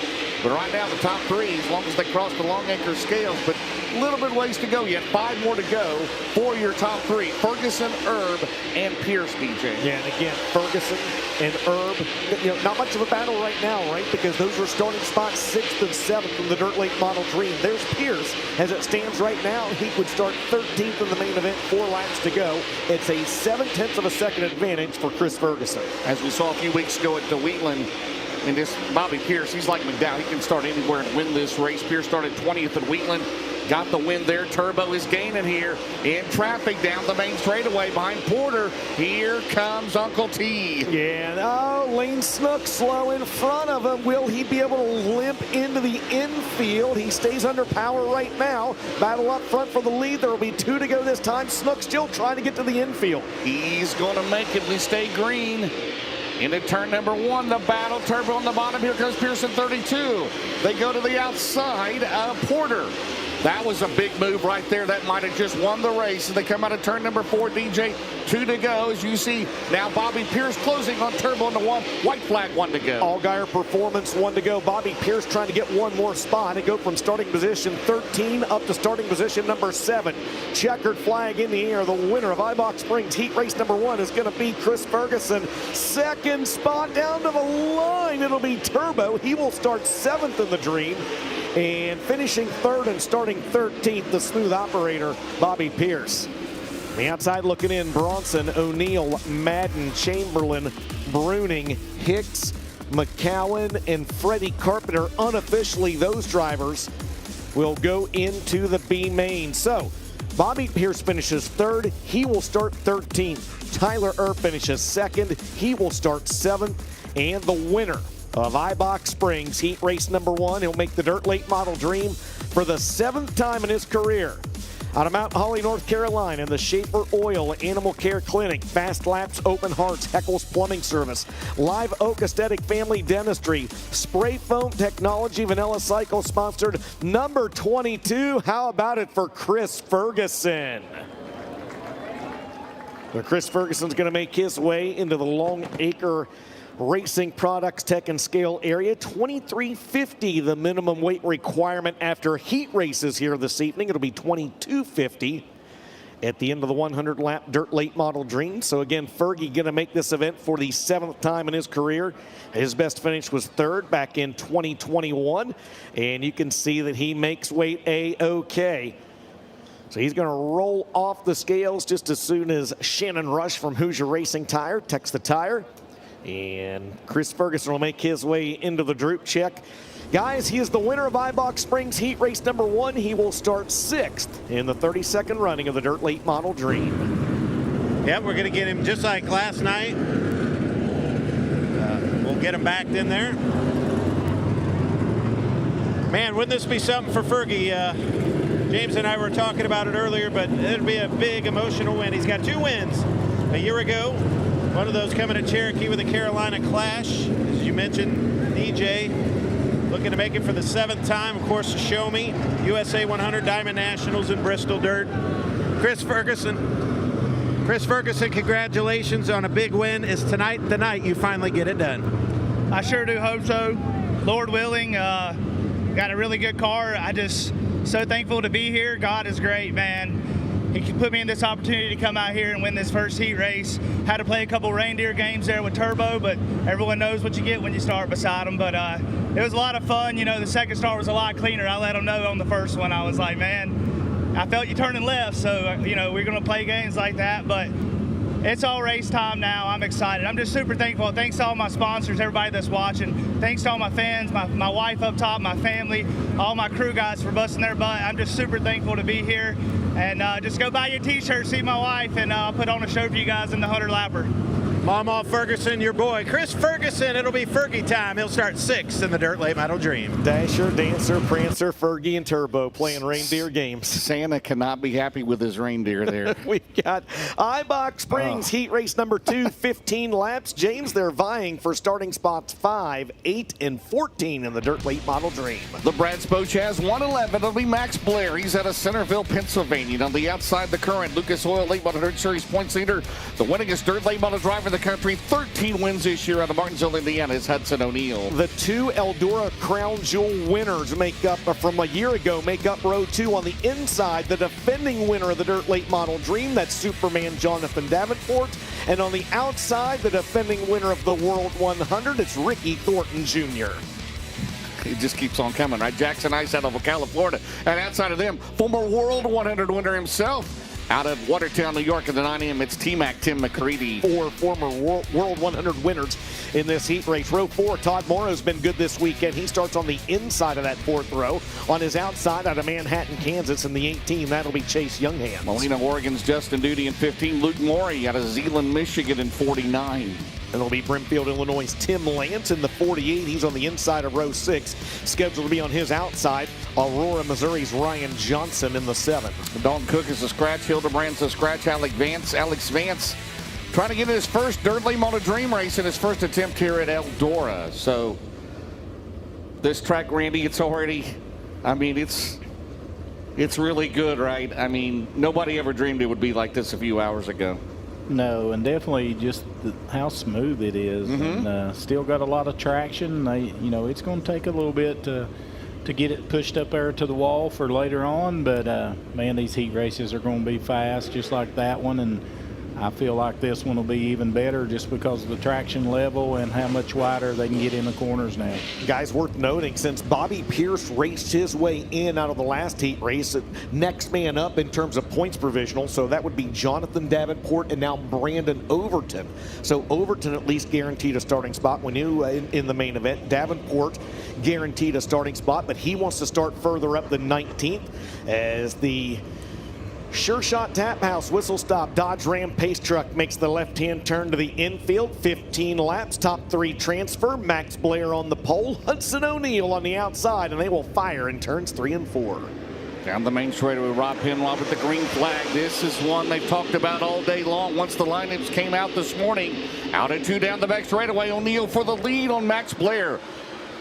Hudson O'Neal, his dad Don O'Neal won the Dirt Late Model Dream. O'Neal, the only driver from Indiana to win the World 100. And right now, battle back there between Davenport and Thornton as O'Neal leads Blair to turn 1, DJ. Yeah, Davenport got by Thornton there at the end of that first lap. Thornton right now on the outside, and we got trouble down in turns 1 and 2. Chase Younghans goes around in the Younghans Ranches number 18, and that will draw the Deathridge Opticians caution. 1 lap scored, 14 laps to go. Well, as like I said, Randy, when people first saw this lineup, it's like the heat number 2 is the one to watch, and not disappointing so far here tonight. But there's only 1 lap in the book, still a long way to go, 14. Yeah, there's some heavy hitters in this thing, and the racetrack is super aggressive. So I seen Ricky jump in there and lost the air a little bit, but this restart will be good. Here's the ND3 instant replay. Younghans down on the inside of the racetrack, and Randy, did he maybe have to stab the brake there to keep from getting into the 388? Yeah, they was just trying to go 3 wide there, and then when they all shut down, it looks like he just keep from killing them. He just went ahead and spun it out, but man, I'm telling you, this racetrack, when it does get wider, it's going to be some really good racing, because the traction ring around the bottom, as Dale McDowell says, which is his world, is going to stay good all night. It's going to be really good right now. And that's exactly where, no surprise, Hudson O'Neal picks on this double file restart as well. 1 lap scored, 14 laps remaining. Ibach Springs Heat 2, they're going for starting spots 5, 8, and 14. And they fire at that apex, that light pole between 3 and 4. O'Neal leads them into 1. Here comes Davenport. Thornton pushes up the track. Thornton now with Diamond off the corner. He'll smash the loud pedal to the outside of JD into turn number 3. Wow, that was close. He took the air off his car, and Thornton's going to lose 2 spots here. The 3 wide almost out of turn 4. And the beneficiary of that, guys, was Luke Morey. He suddenly finds himself up in the 4th spot in that Coleman Farms Racing number 49. RT is going to have to rally now. And again, he's not guaranteed a starting spot. He's going to try to work by Morey. He'll do so down in turns 3 and 4. 3 laps now in the books. RT back to 4th. That's a classic example, Randy, that Davenport, he took the air off of the nose of Thornton. Yeah, they got pretty tight getting in 30 on the outside, and then Thornton was trying to get it shut down, but it's too late then. And I'd say Ricky's a little hot under the helmet there, so he's going to be putting on a show trying to reel him back in. And Davenport started 6th last night in that feature. Right now, Hudson O'Neal out in front. And his dad won a classic duel with Billy Moyer here years ago when the Masters Built House car did Don O'Neal. But Hudson down the back straightaway. Again, currently leading the Lucas Oil Late Model Dirt Series points. Max Blair in 2nd. Max may start near the front, DJ. I don't know. move over Brandy Blair, absolutely. Max is actually, he's got 2 top 10s in the last 2 Dirt Late Model Dreams as well. Hudson O'Neal, by the way, his best finish in this race is 5th. He's trying to start 5th in this one if he can hang on and get the win in this second Ibach Springs heat race. And right now, 7 laps in the books. He's got a 1.3 second advantage over the 1-1-1. So if Davenport, let's say he holds right now in 3rd, where would that put him at in the starting field for the 100-lapper? He would start 14th if he hangs on the 3rd. If he can get to 2nd, where would he start? He would start 8th. And as it stands right now, the leader of this race is the 71 on your screen. That's Hudson O'Neal. Again, the winner of this one starts in position number 5 tonight. Right now, he's got a pretty good lead now to turn number 4 down the main straightaway here. Your leader remains Hudson O'Neal. In traffic now, the tail end of the field with Alex Vance. I see you looking over the live timing there, Randy Weaver. What are you looking for, and what is your concern, maybe? Just the lap times. It's they're running around through here at 15:20s in a heat race, and just about all of them are running 15:20s. So it's amazing that I'm telling you, this thing, it's going to take it a little while to push up, and it's going to be wide open. Do the crews worry about blistering tires? They worry at 15 laps. Yeah, they worry about that a little bit, probably the way they cut it, but they really worry about the temperature on the motor. Max Blair in the 111 caught that lap car of Alex Vance in a very precarious spot getting into the corners. And Randy, you and I talked about this the other day as well. There is never really a good place to catch lap cars here, but when you are running warp speed, man, and you catch one near the end of a straightaway on a track like this, that's the very last thing you want to do. Yeah, you just catch them so fast, and the things that you normally do, you can't, because you're just the closure rate is so fast. Yeah, 15.4 for O'Neal the last time around. Max Blair, though, holding his own against Davenport, solid in 2nd as we have 1 lap to go, DJ. Allgaier performance. Yes. Yep, 1 to go for Hudson O'Neal, 1.6 second advantage. He's going to catch the tail end of the field once again, the 7 of Ryan Johnson. Don't believe it's going to matter as he goes through 3 and 4 for the final time. Hudson O'Neal will win Ibach Springs heat race number 2, Max Blair 2nd, and Jonathan Davenport finishes in 3rd. And that means Ricky Thornton Jr., Tim McCready, Luke Morey, Jackson Heiss, Justin Duty, Chase Younghans, Ryan Johnson, and Alex Vance will go on to a B main. So the 3rd and final transfer spot goes to the 49 of Jonathan Davenport. He will start 14th. Finishing in 2nd, the 111 of Max Blair. He will start 8th. And your winner in Ibach Springs heat race number 2 in the SSI Motorsports Professional Concrete Cutting and Drilling, Wheeler Metals, Merrill Bonding, Big River Steel, O'Neal Construction, O'Neal Savage and Recycling, USSSA Fast Pitch Softball, 7 Spurs Ranch. I knew there was one more. Sponsored number 71 out of Martinsville, Indiana. How about it for the new deal, Hudson O'Neal? He's going to make his way into the Longacre Racing Product scale area. Again, 2350. The minimum weight requirement in the heat races, and he is to the good by about 70 pounds or more. He's going to roll off into Tire Tech with Shannon Rush down there from Hoosier Racing Tires. And then he will pull off the scales and into the droop check. So Davenport races his way in. That means Brandon Overton and Dale McDowell would be the next 2 guaranteed points provisionals. And the winner of Ibach Springs Heat Race number 2 is going to grab a word with Mike Norris. Yeah, thank you very much, guys. Of course, 13 wins,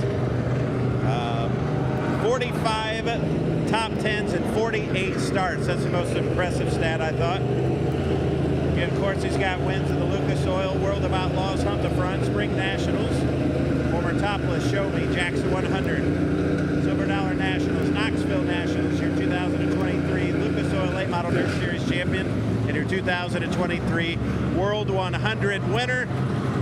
And now, trying to get a Dirt Late Model Dream win, Hudson O'Neill, you're going to roll off 5th for the Dirt Late Model Dream. It was all about that starts in that heat race. Yeah, absolutely. The start was going to mean everything. The racetrack's still pretty fast, but all in all, I think we got a pretty good balance, and hopefully we've learned enough from the last 2 features we ran here this week to be able to give ourselves a good shot. So, got a good starting spot anyway, so we see what we can do with it.